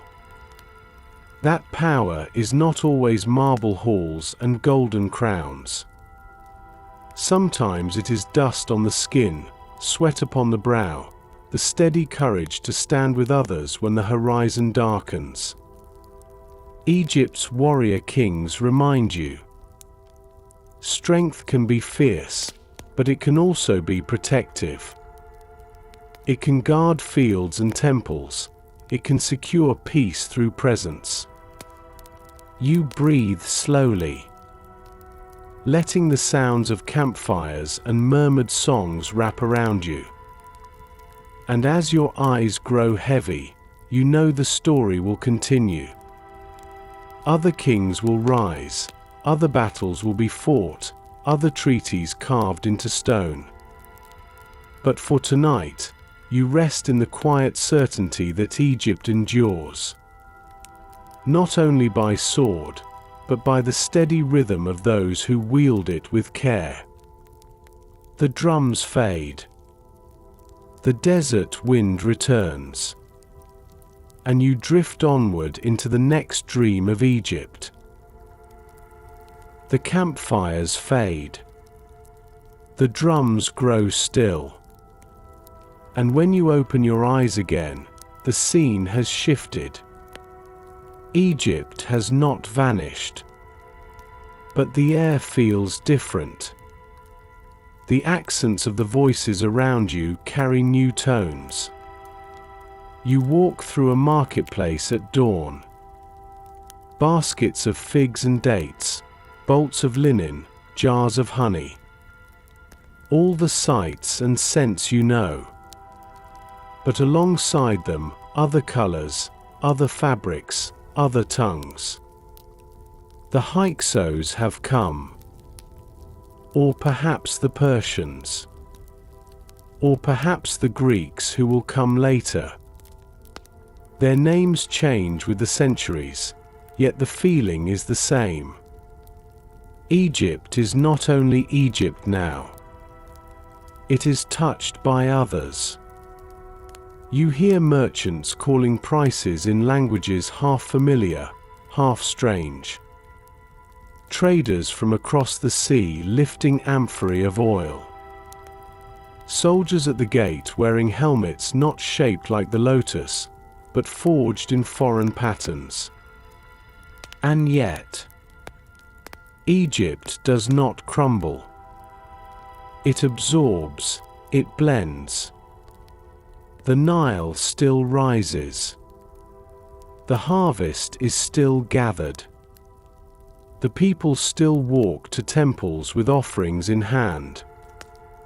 You move through the crowd, listening, Some voices complain, muttering that foreign rulers sit in the palace, that foreign gods are honored alongside Egypt's own. Others speak with curiosity, intrigued by new ways, new words, new goods that arrive by ship. A scribe dips his pen into ink, recording decrees stamped with seals that bear symbols of distant kings. But beside those lines, he still draws the falcon of Horus, the ankh, the familiar shapes of Egypt's soul. You walk into the temple courtyard. And even here, you feel the blending. Statues of Egyptian gods stand tall, but beside them, altars bear offerings to other deities.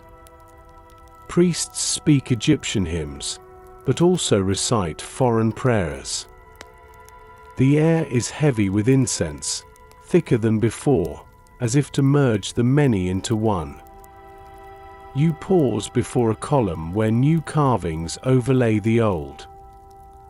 Hieroglyphs cut deep generations ago. And now, foreign letters etched lightly across their surface. Not erasing, but layering.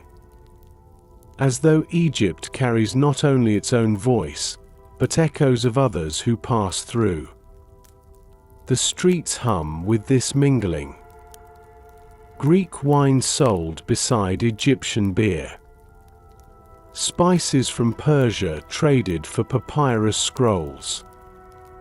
Music played on lyres blending with the reed pipes you know.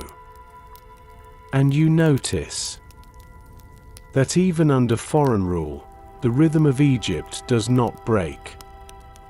The farmers still kneel to plant seed. The fishermen still cast their nets into the river. Children still chase one another through dusty alleys. Power shifts, crowns change, banners rise and fall. But the people endure, adapting, weaving new threads into the old fabric. You walk to the palace. And here too, the change is clear. Guards at the gate speak a tongue not native to the Nile. Yet the walls remain the same, painted with scenes of pharaohs offering to gods. The throne still stands, falcon wings stretching behind it. Only now, a foreign king sits upon it, wearing Egyptian regalia over foreign robes.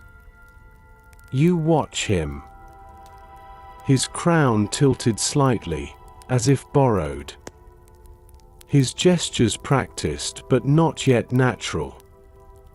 He speaks to priests, to scribes, to generals, and though his words are translated, the rhythm of Egypt begins to seep into him. For Egypt is not easily reshaped. It reshapes others. Those who rule here are absorbed by it, clothed in its symbols, speaking its names. You walk deeper into the palace gardens. Lotus blossoms open as always, nightingales sing at dawn. The same sun rises over the desert horizon. And you realize, foreign shadows may fall across Egypt, but they cannot erase the light. The Nile still gleams, the temples still stand, the pyramids still rise against the sky. You pause beneath a palm tree and reflect on what Egypt teaches you now. That even when foreign hands grasp power, the essence of a land may remain its own. People adapt, culture blends, but deep beneath the layers, the ancient rhythm continues. You see it in the children learning both languages, yet still carving ankhs in the sand as they play. You see it in the women weaving cloth with new patterns, but still shaping them into the same flowing robes. You see it in the farmers who bow to both Ra and whatever new god is named, yet still lift their hands to the sunrise with the same hope. The wind stirs, and you feel history moving like dunes, shifting slowly but never vanishing. Foreign shadows pass, but Egypt endures. You breathe deeply, and as you exhale, the marketplace softens, the palace fades, the torches dim, leaving only the steady sound of the desert wind. Calm, eternal, guiding you onward into Egypt's next dream. The desert wind quiets, and when you open your eyes again, the sky is different. The dawn rises not in the familiar gold of Ra, but in a new light, softer, stranger, yet radiant. You find yourself in a city unlike the others you have walked before. Wide avenues stretch out in straight lines, temples rising not to many gods, but to one. And everywhere, the sun disk itself shines. Aten.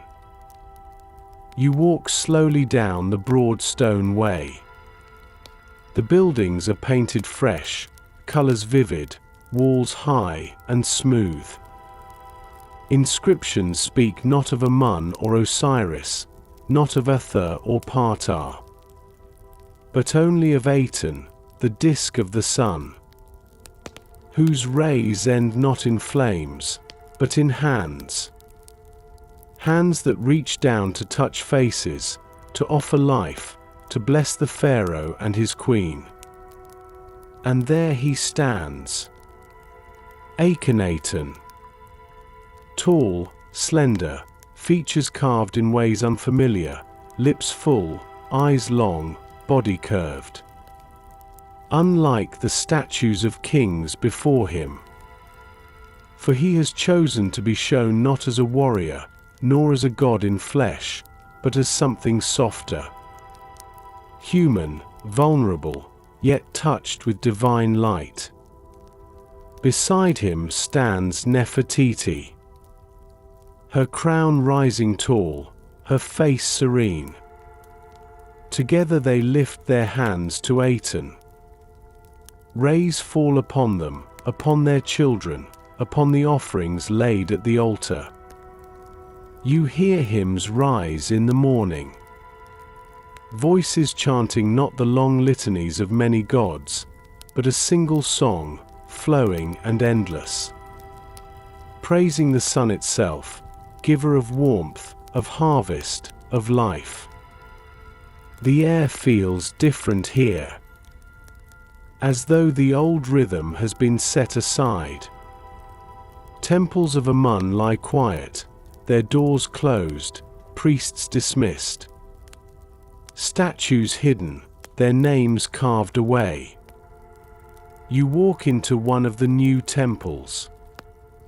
There are no dark chambers, no hidden sanctuaries.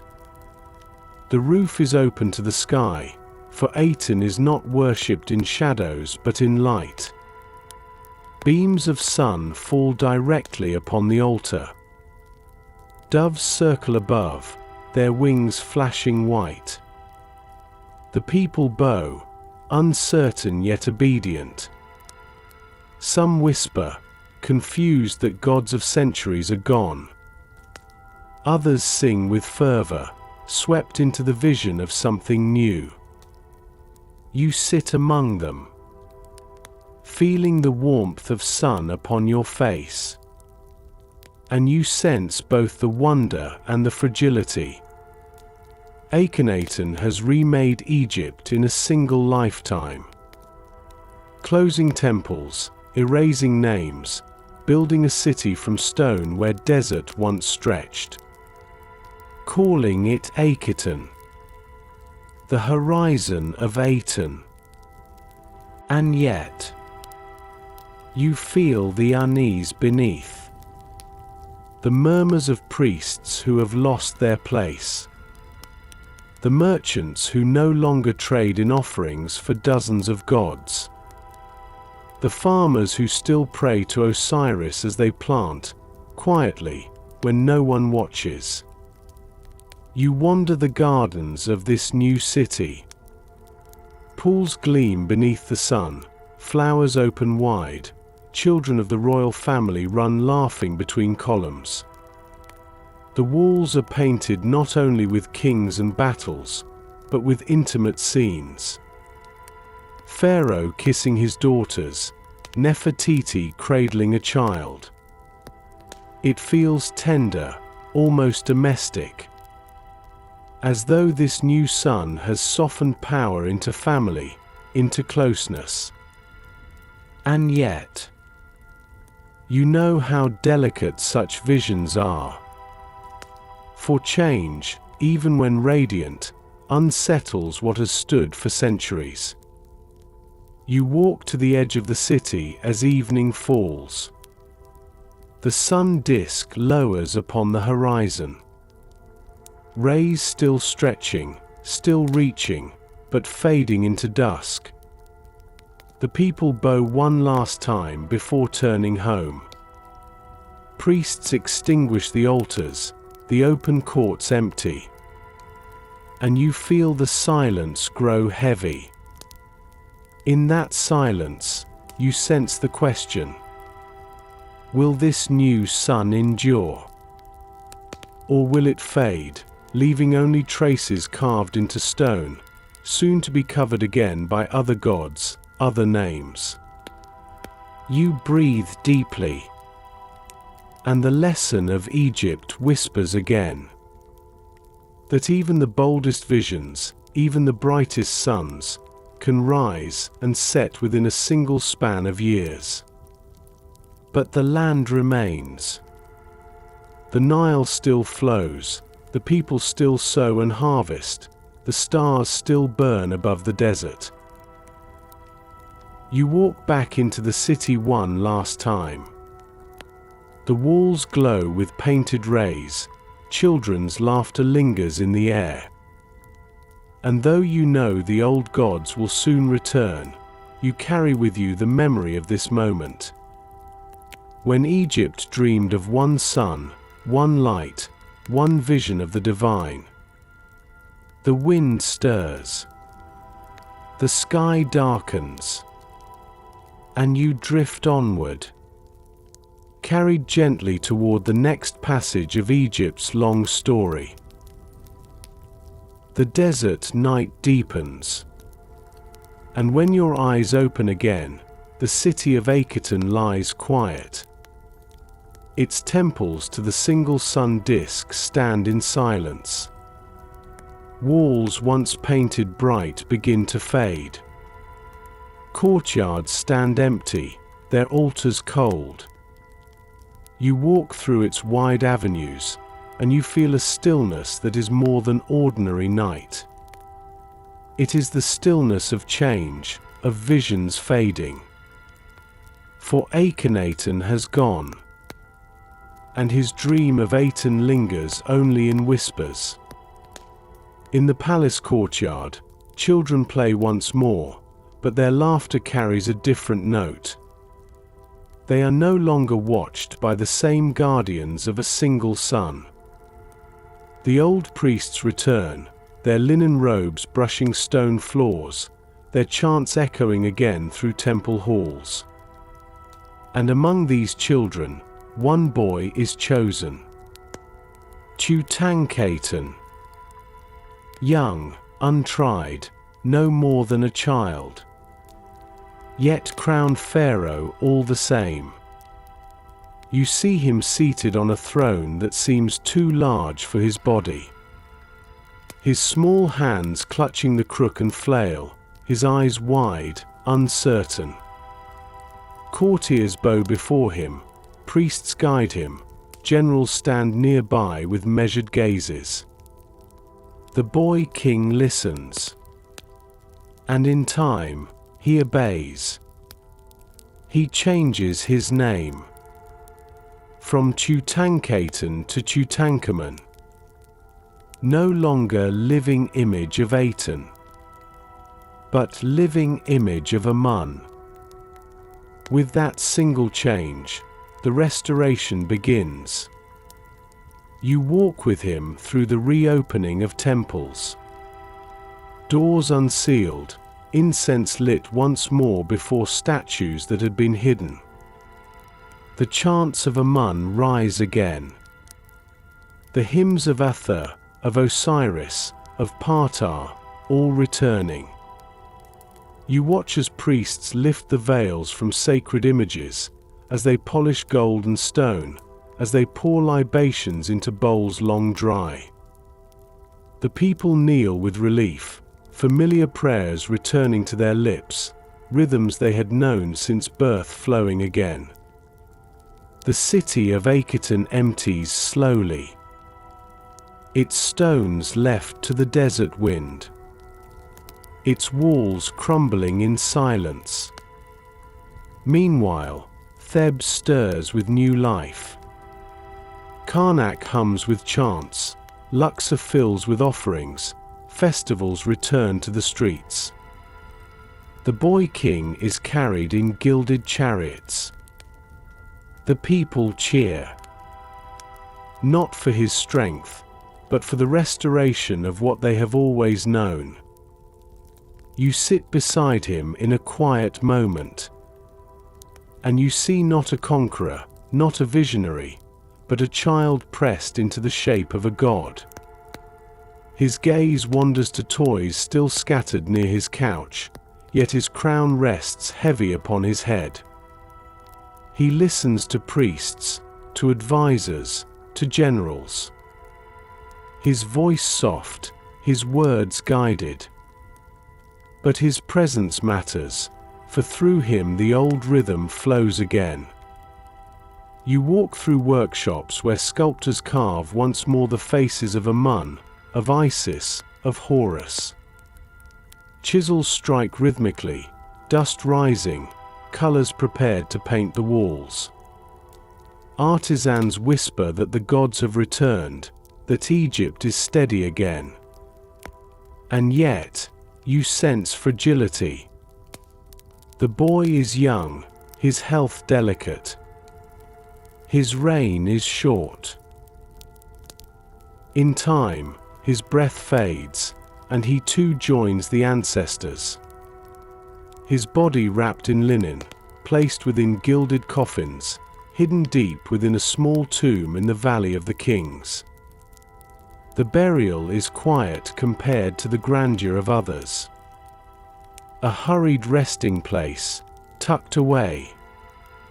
But inside, treasures gleam. Golden masks, lapis inlay, chariots, thrones, amulets, all prepared for eternity. You step inside that tomb, lit only by the soft glow of a lamp. Walls painted with golden figures, gods guiding the young king into the afterlife. And there, resting still, the famous mask. Face serene, eyes eternal, gold catching the flicker of flame.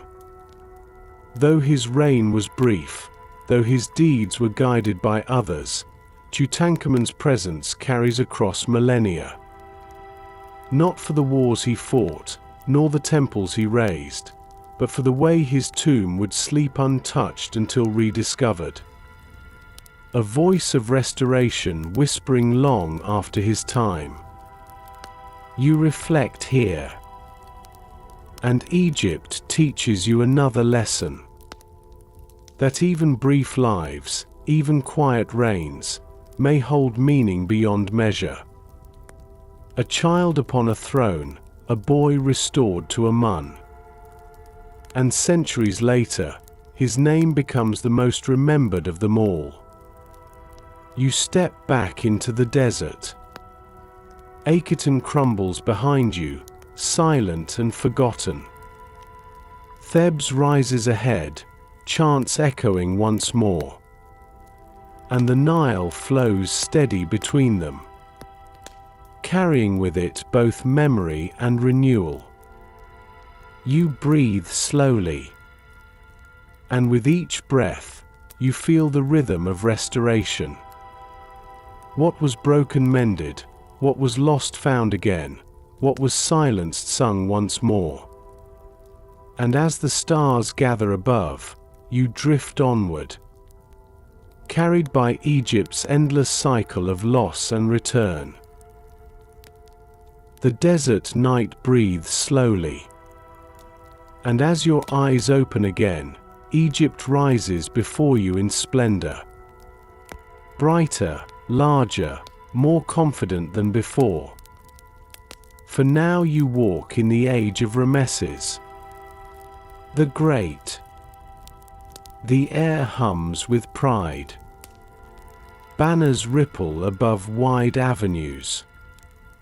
Temples gleam with fresh paint and new stone. Everywhere you turn, his image stands. Colossal, commanding, carved into cliffs, into temples, into statues that tower like mountains of flesh turned to stone.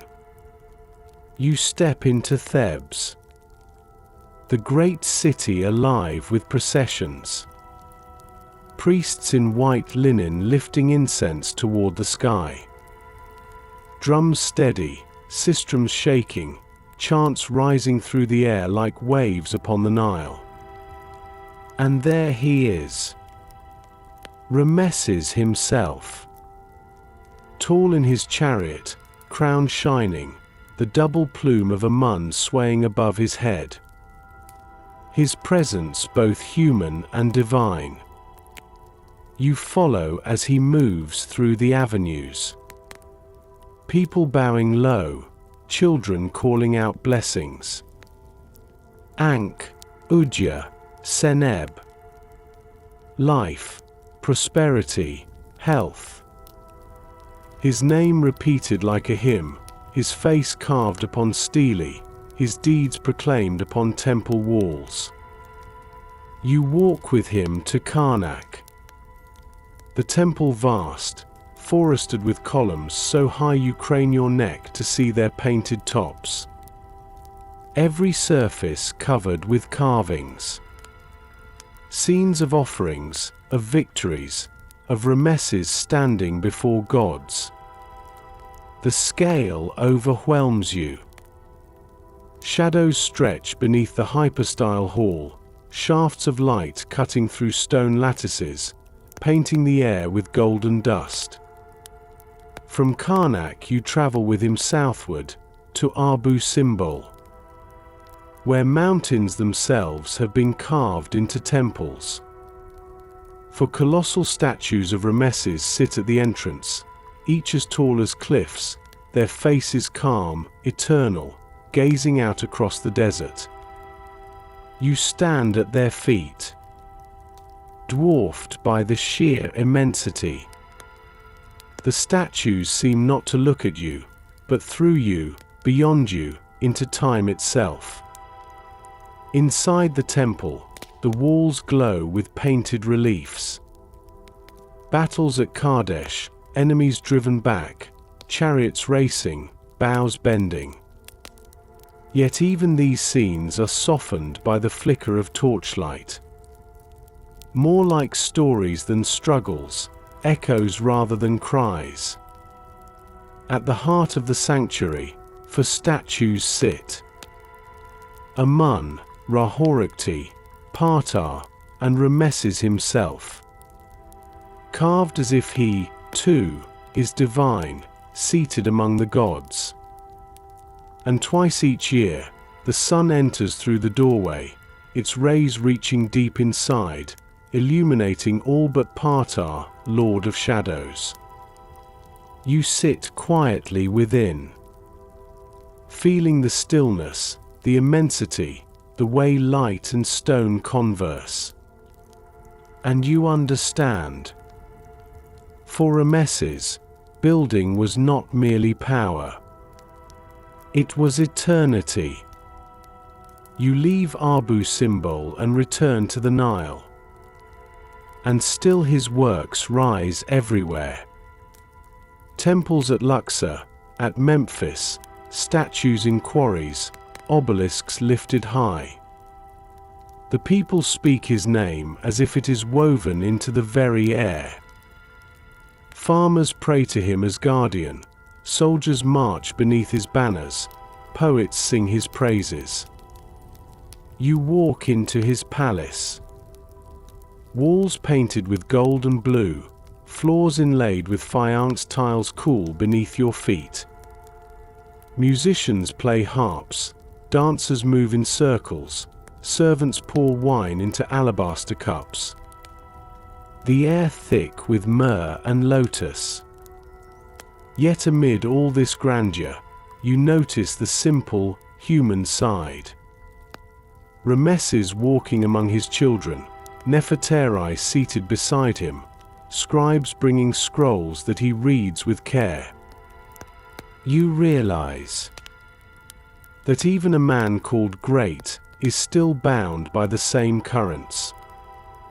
Family, love, worry, laughter. The human heart beating beneath crowns and titles. Night falls across Egypt, and the torches in his temples glow. You stand outside one of his colossal statues, its shadow stretching across the desert. And you feel a stillness. Ramesses has built not for a moment, but for ages. His face will not fade easily. His name will not vanish quickly. He has placed himself in stone, in light, in the very rhythm of Egypt. You breathe slowly. And Egypt teaches you again. That greatness is not only in battles fought, but in what endures when battles are long forgotten. You sit at the base of his statue. Stars glittering above. And you rest in the presence of a king who made himself eternal. Not by living forever, but by carving his memory into the very bones of the earth. And as you close your eyes, you feel the desert wind soften, carrying you onward, deeper still, into the twilight of Egypt's long story. The statues of Ramesses fade behind you. The echoes of drums and processions soften. And as your eyes open again, the light upon Egypt has changed. It is still beautiful. The Nile still gleams, the temples still rise, the pyramids still cast their long shadows.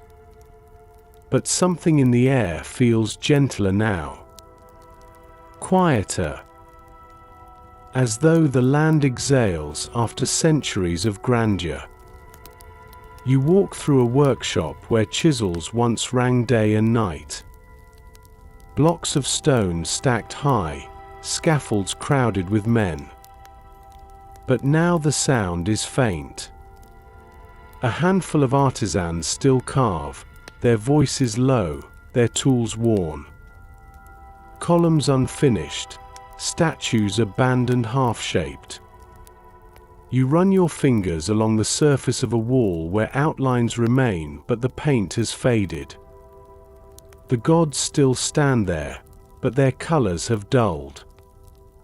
Once bright blues and reds now softened to pale whispers. In the village streets, life continues. Women grind grain on stone, children chase goats, men cast nets into the river. But the laughter feels subdued. Less certain, as though shadows stretch longer in the minds of the people. You hear whispers in the market. Taxes heavier than before, harvests not as strong. Foreign envoys arriving with louder voices, making demands. You pass temples where priests still chant, incense still rises. Yet the halls are emptier. Some altars stand bare, fewer offerings laid upon them. The festivals still happen, but the crowds are smaller. The songs less full. In the palace, the throne remains. Gilded, tall, gleaming. But the men who sit upon it feel lighter than the stone beneath them. Kings who rise quickly, reign briefly, fade into memory. One after another, their names less carved, less remembered.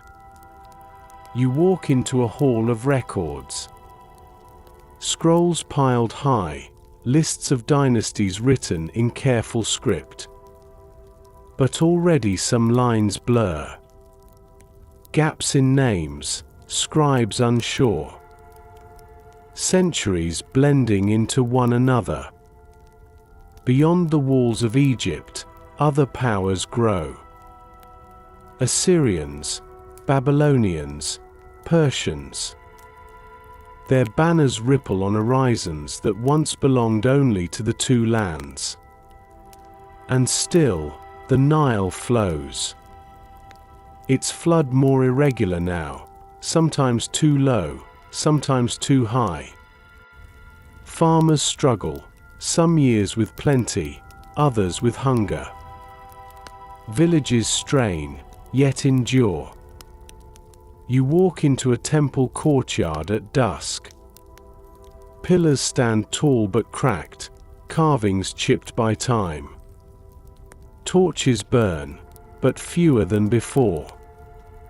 Chants echo, but more hollow in the wide space. Still, the gods remain. Amun, Ra, Osiris. Their faces calm, unchanging. As though watching Egypt with patient eyes, even as its strength wanes. You step into a quiet garden. Lotus still bloom upon the pools, though fewer, their petals fragile. Palm trees sway, though their fronds look thinner. And the night air feels heavier, as if Egypt itself carries a long weariness. And yet, it is not despair. It is simply the rhythm of time. You realize, no empire stays forever at its height. No river floods endlessly the same. All things ebb and flow. Waning does not mean vanishing. Fading glory still glows. Softly, like embers that linger after fire. Warm, gentle, remembered. You walk along the riverbank. Fishermen pulling nets, their faces lined with years. They smile faintly, sharing bread, telling stories. Life remains. Children still laugh in alleys, chasing one another between mud brick walls. Women still sing as they grind grain, their voices rising in soft harmony. Egypt is quieter now, but it is not gone. It continues, even in its twilight, even as its temples crack and its kings grow smaller in memory. You sit upon a stone near the Nile, watching the current flow. The stars scatter across the water. And you breathe slowly. Egypt teaches you again. That glory may wane, but life endures. That even when monuments fade, the rhythm of daily life continues, steady and unbroken.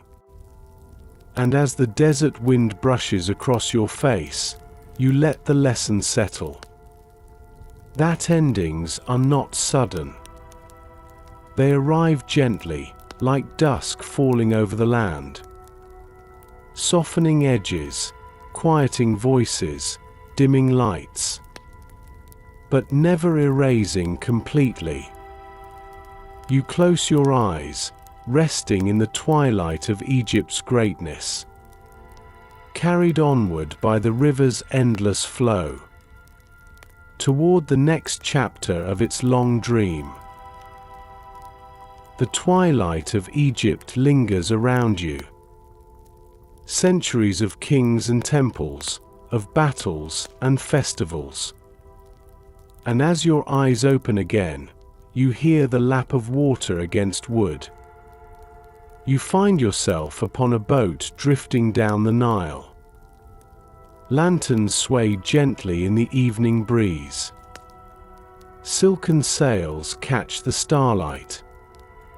Musicians play softly on lutes and pipes, their melodies rising and falling like the current itself.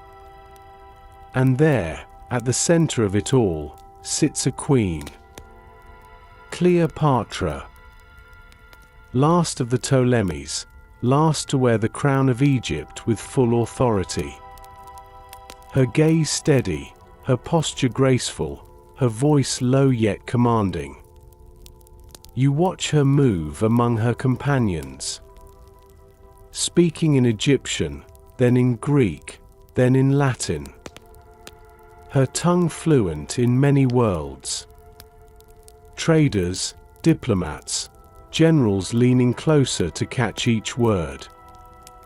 The air is thick with fragrance. Lotus, myrrh, cinnamon brought from far shores. The queen wears robes of shimmering linen, jewels glinting at her neck and wrists. But it is not the gold that gives her power. It is her presence. Calm, assured, alive with purpose. You stand at the edge of the deck. The Nile flows beneath you, silver in the moonlight. Fishermen's torches glimmer along the banks. Palm trees sway in the night air. The river is quiet, but the weight of history is heavy upon its waters. Cleopatra walks to the prow of the ship. Her hair catches the glow of lanterns, her crown gleams against the stars. She gazes ahead, toward Rome's shadow looming on the horizon. For she knows Egypt is no longer alone. You hear her speak softly to her companions. Of alliances, of choices, of survival. Of love, of strategy, of the fine balance between heart and throne. Julius Caesar once walked these same halls with her. Mark Antony now sails beside her. Both drawn not only to her beauty, but to her mind, her wit, her strength. For Cleopatra understands what Egypt needs, and she bends her life to meet it. You close your eyes and listen. Her voice blends with the lapping water, with the soft music, with the sigh of the desert wind. The people speak of her with awe. Some with devotion, others with doubt. But always with recognition. For she does not hide in the shadows of power. She stands within it, shaping it with her own hands. You walk with her into Alexandria. Streets alive with traders, philosophers, sailors from every shore. Greek marble gleams beside Egyptian temples. The great library still whispers with knowledge, papyrus stacked in endless rows. Cleopatra moves through the city with ease, pausing to speak with scholars, to greet priests, to bless children. She is queen, but also citizen. Her voice weaving together the many threads of Egypt's last great age. And yet, you sense the fragility. Rome's presence grows stronger each season. Its banners ripple across the sea. Its armies press closer. Cleopatra knows this. She knows Egypt cannot remain untouched. So she turns her gaze outward, weaving alliances, negotiating with strength and with grace. Still, the Nile flows. Farmers bend to sow seed, children splash in the shallows, fishermen cast their nets at dawn. Life continues, even as empires shift. You sit with Cleopatra in her palace garden. Torches glow among palm trees, water reflects the stars. She speaks softly, more to herself than to anyone else. Words of Egypt's long glory, of her hope to keep it alive a little longer. Her children play nearby, their laughter mingling with the sound of fountains. She smiles faintly, watching them. Yet behind her smile is the weight of centuries resting upon her shoulders. You realize. In her, Egypt's twilight shines bright one last time. Not with armies or monuments, but with a human presence that holds the world's gaze. The night grows deeper, and the Nile carries her ship onward. Sails billowing softly, lanterns glowing like stars upon the water. And you understand. Egypt may be nearing its end as an empire, but in Cleopatra, it finds one final voice. Strong, graceful, unforgettable. You breathe slowly, letting the music of the river settle into you. And as the stars scatter across the sky, you drift onward with her. Carried by the Nile, carried by time. Toward the final chapter of Egypt's long dream. The lanterns on Cleopatra's ship fade. The sails drift into memory. And when your eyes open again, Egypt has changed once more. The Nile still glimmers in the sunlight. The pyramids still rise on the horizon. Temples still stand with painted walls and carved pillars. Yet the voices you hear in the marketplace carry a new rhythm. Latin mixes with Egyptian. Soldiers in Roman armor walk among scribes in linen robes. Merchants haggle in both tongues, their gestures sharp, their words blended. You walk through Alexandria. Marble columns gleam in the sun, wide streets hum with traders. The sea breeze carries scents of olive oil, wine, and spices from distant lands. Statues of Roman emperors now stand beside Egyptian obelisks. Wreaths of laurel placed next to lotus flowers. The library still holds its shelves of papyrus.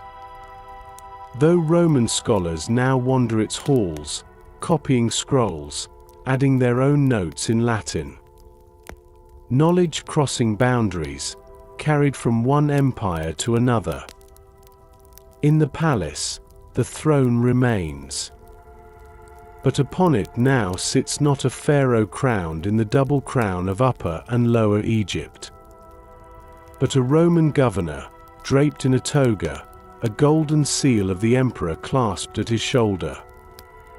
He speaks of Rome, of Caesar, of laws written across seas. And yet, behind him, carved on the walls, the falcon of Horus still spreads its wings. Priests continue their chants. Offerings still laid at the feet of Amun and Isis. But Roman soldiers stand near the altars, their presence a reminder that Egypt is no longer its own master. You walk into the countryside. And there, the rhythms remain familiar. Farmers still bend to the earth, guiding water into their fields. Children still run along the riverbank. Fishermen still cast their nets. But when they speak of rulers, they mention emperors in faraway lands. Augustus, Tiberius, Hadrian. Names carried across deserts and seas, now written upon papyrus in Egyptian script. You pause in a village courtyard. Elders speak of Cleopatra, of her beauty, of her voice, of her end. Their words tinged with sadness, with memory. For she was the last of Egypt's line, the last to rule with the old crown. Now Egypt is a province, its wealth flowing northward, its grain filling Roman ships, carried across the Mediterranean to feed another empire. And yet, Egypt does not vanish. Its temples remain sacred. Its gods remain worshipped. Even Romans adopt some of them. Isis sails west, her cult spreading into Rome itself. Horus and Anubis whispered in new prayers. You sit in a temple courtyard at dusk. The light falling golden across columns carved centuries before. Priests light lamps, their chants soft and steady. Roman soldiers stand watch, but even they fall silent at the sound of sacred words. You realize Egypt has entered another form. No longer an empire ruling itself, but a jewel within another crown. A land too ancient, too rich, too luminous to be erased. The desert wind brushes against your face. And you reflect. That power changes hands, empires rise and fall. But the land endures, the river flows, the people adapt. You walk along the Nile one last time tonight. Torches glowing on Roman ships, sails furled, soldiers laughing on the banks. Yet beside them, villagers light their own fires, sing their own songs, live their own rhythms. And you understand.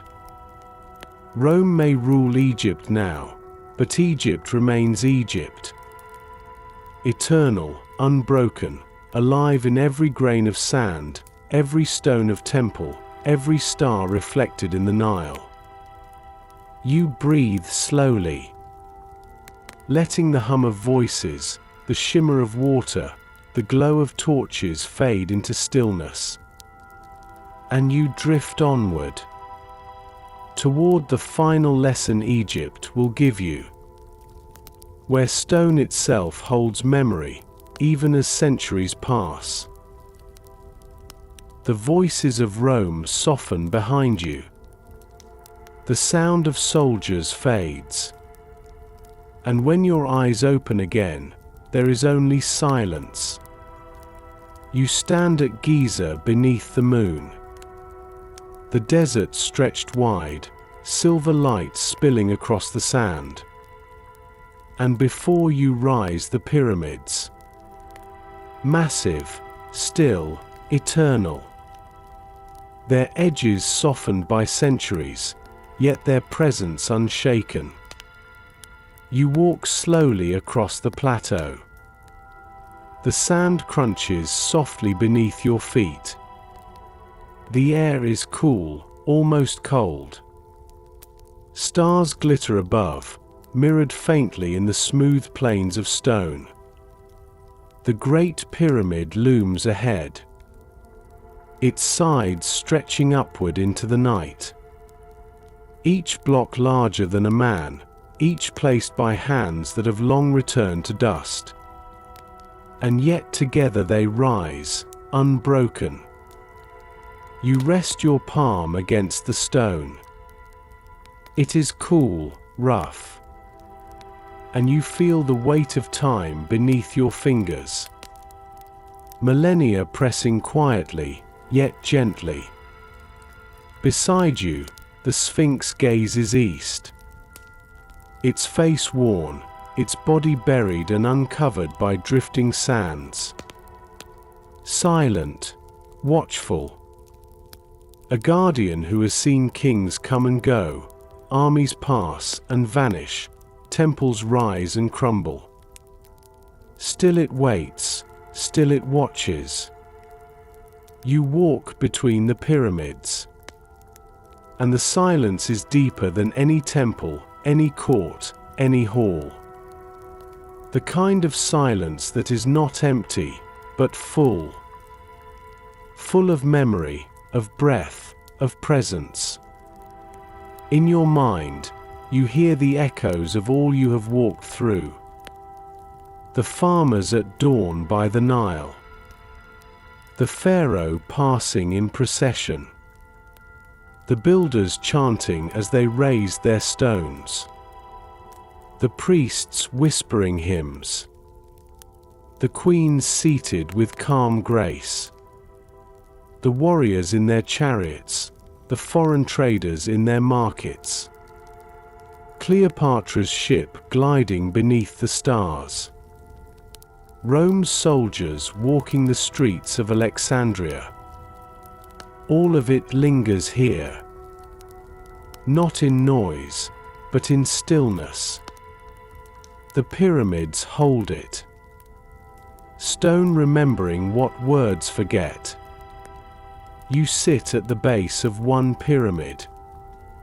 The sand cool beneath you, the stone vast at your back.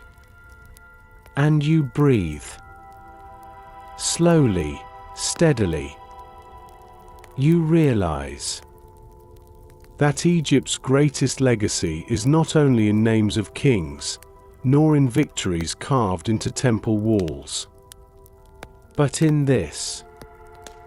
The endurance of stone. The message carved for eternity. Power may shift, thrones may pass, crowns may rest on foreign heads. Yet the pyramids remain. Their silence louder than armies, their stillness stronger than empires. You gaze upward, and the moon rests on the tip of the pyramid like a crown of light. The desert wind moves softly around you, brushing your skin like a gentle hand. You think of how many lives have passed since these stones were placed. How many generations have been born, lived, and gone. And yet, each breath you take here feels connected to them. As if the pyramid itself is breathing with you. Egypt whispers to you one last time. That power does not vanish. It changes form. Kings fade, but their stories linger. Empires fall, but their stones remain. Voices quiet, but the rhythm of life continues. The Nile flows still. The desert still stretches endless. The stars still scatter across the sky. You rest your head against the stone. And in the silence, you feel eternity. Not sharp, not overwhelming. But gentle, soft, endless. You close your eyes. And the pyramids remain. Their shadow resting across the desert, their memory carrying you onward. And as the wind settles, you drift with Egypt into timeless sleep. The moon rests high above the desert. The pyramids cast long shadows across the sand. And Egypt grows quiet. You sit at the edge of the plateau. The night stretched wide around you, silence deeper than temples, softer than hymns. The air is cool, carrying the faint scent of stone, of sand, of river far away. The Nile breathes in the distance, its waters reflecting starlight. You close your eyes, and the voices of centuries return in fragments. Farmers rising at dawn, children laughing by the river, priests chanting in incense-filled halls, pharaohs passing in golden processions, queens walking through painted gardens, scribes dipping reeds into ink, their hands steady, builders chanting as they lifted blocks toward the sky. All of them now gone, yet all of them still here. The desert remembers, the river remembers, the stone remembers. You walk slowly down from the pyramids, your steps sinking into the cool sand. The stars shimmer above like beads upon a necklace. Orion rising, the same constellation the ancients watched as they laid out their tombs. The night is endless, but gentle. You pass a small village. Lamps glow faintly within mud-brick walls. A dog barks once, then curls back to sleep. A mother hums as she rocks her child. The sound blends with the soft creak of palm fronds. Even in twilight, Egypt breathes. Quietly, steadily. You pause at the river's edge. The water smooth, flowing slowly. Reeds sway in the breeze, frogs call softly from the shallows. You imagine the countless nights like this, when the Nile flowed silently, when fishermen pulled in their nets beneath the stars, when lovers sat upon its banks whispering stories, when kings looked across its waters and dreamed of eternity. The river holds all of it, carrying memory the way it carries silt, layering year after year, until the land itself is built from the past. You step into a temple ruin. Columns broken, roofs open to the sky. Yet even here, the carvings remain. Faint figures of gods, ankhs, lotus, falcons, all etched into the stone. You run your hand across the wall, and though the paint has faded, the lines still hold. Steady, clear. You realize that Egypt's power lies not only in what has survived intact, but in what endures even in ruin. Fragments still whispering, shadows still speaking. The wind sighs through the columns, soft, low, as though the temple itself exhales with you. You walk back outside, and the desert stretches infinite, dunes rolling like waves frozen in silence. The stars above mirrored in their curves. You sit upon the sand, the night cool against your skin, and you breathe. Slowly, evenly. Egypt's long story has unfolded before you. Rise and fall, glory and decline, power and memory. And now, in this drift of night, you feel it settle into stillness. There is no need for crowns, nor for battles, nor for monuments. Only the calm truth that time carries all things, gently, steadily. You listen to the wind, to the river's murmur, to the silence of the pyramids watching, and you feel yourself drifting too. Not away from Egypt, but into it. Into its rhythm, into its calm, into its eternity. You imagine closing your eyes as the ancients did, lying beneath the same stars, hearing the same wind, feeling the same earth. Sleep comes softly, like sand settling after the breeze, like water smoothing itself after a ripple. You are safe here. The night is wide, the desert eternal, the river steady. And so you rest, as Egypt rests, silent, timeless, at peace. The desert is quiet now. The pyramids stand in stillness. The Nile moves softly through the darkness, and you sit at its edge, breathing slowly, deeply. Your body calm, your mind quiet, your heart steady in the rhythm of night. Egypt has unfolded before you. Kings and queens, temples and tombs, voices of priests and laughter of children. The sound of chariots, the whispers of scribes, the songs of farmers in their fields. All of it now behind you, like echoes carried on the wind. You rest in the silence of what remains. The stone, the sand, the stars, eternal companions of the land. And you begin to understand. Power does not vanish.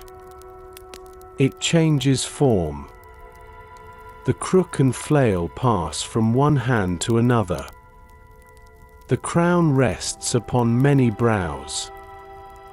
The gods receive offerings in endless cycles. Yet through all of it, the people endure, the river flows, the land continues. Egypt teaches you this. Softly, gently, patiently. That nothing is lost. It only transforms. The pharaoh becomes a memory. The queen becomes a story. The temple becomes a ruin. The ruin becomes a whisper in the sand. And the whisper becomes a part of you. You breathe. And you feel it within. The weight of stone, not heavy but grounding. The flow of the Nile, not rushing but steady. The reach of the stars, not distant but surrounding. You let your shoulders loosen. Your jaw soften. Your breath deepen. You are safe here. The night is yours. The voices of history have faded into calm. There are no demands, no duties, no burdens now. Only the gentle hum of time stretching wide. And as you rest, you feel yourself drifting, as if upon the Nile itself, carried by its current, guided by its flow. Not hurried, not forced, only steady. Endlessly steady. The pyramids recede in the distance. The desert stretches smooth and endless. The stars shimmer above, reflected in the dark water below. You close your eyes. And you know that just as Egypt remains in stone, in river, in memory. So too will you remain.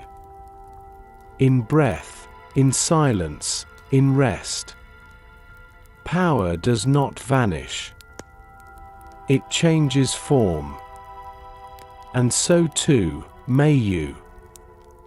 Let your thoughts dissolve. Let your body rest. Let your breath carry you. The night is wide. The world is gentle. And sleep comes now. Softly, steadily. Like the Nile beneath the stars. You drift.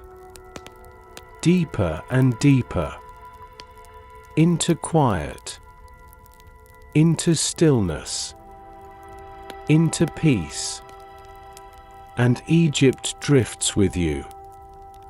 Eternal, timeless, waiting in stone and sand and silence. Always here.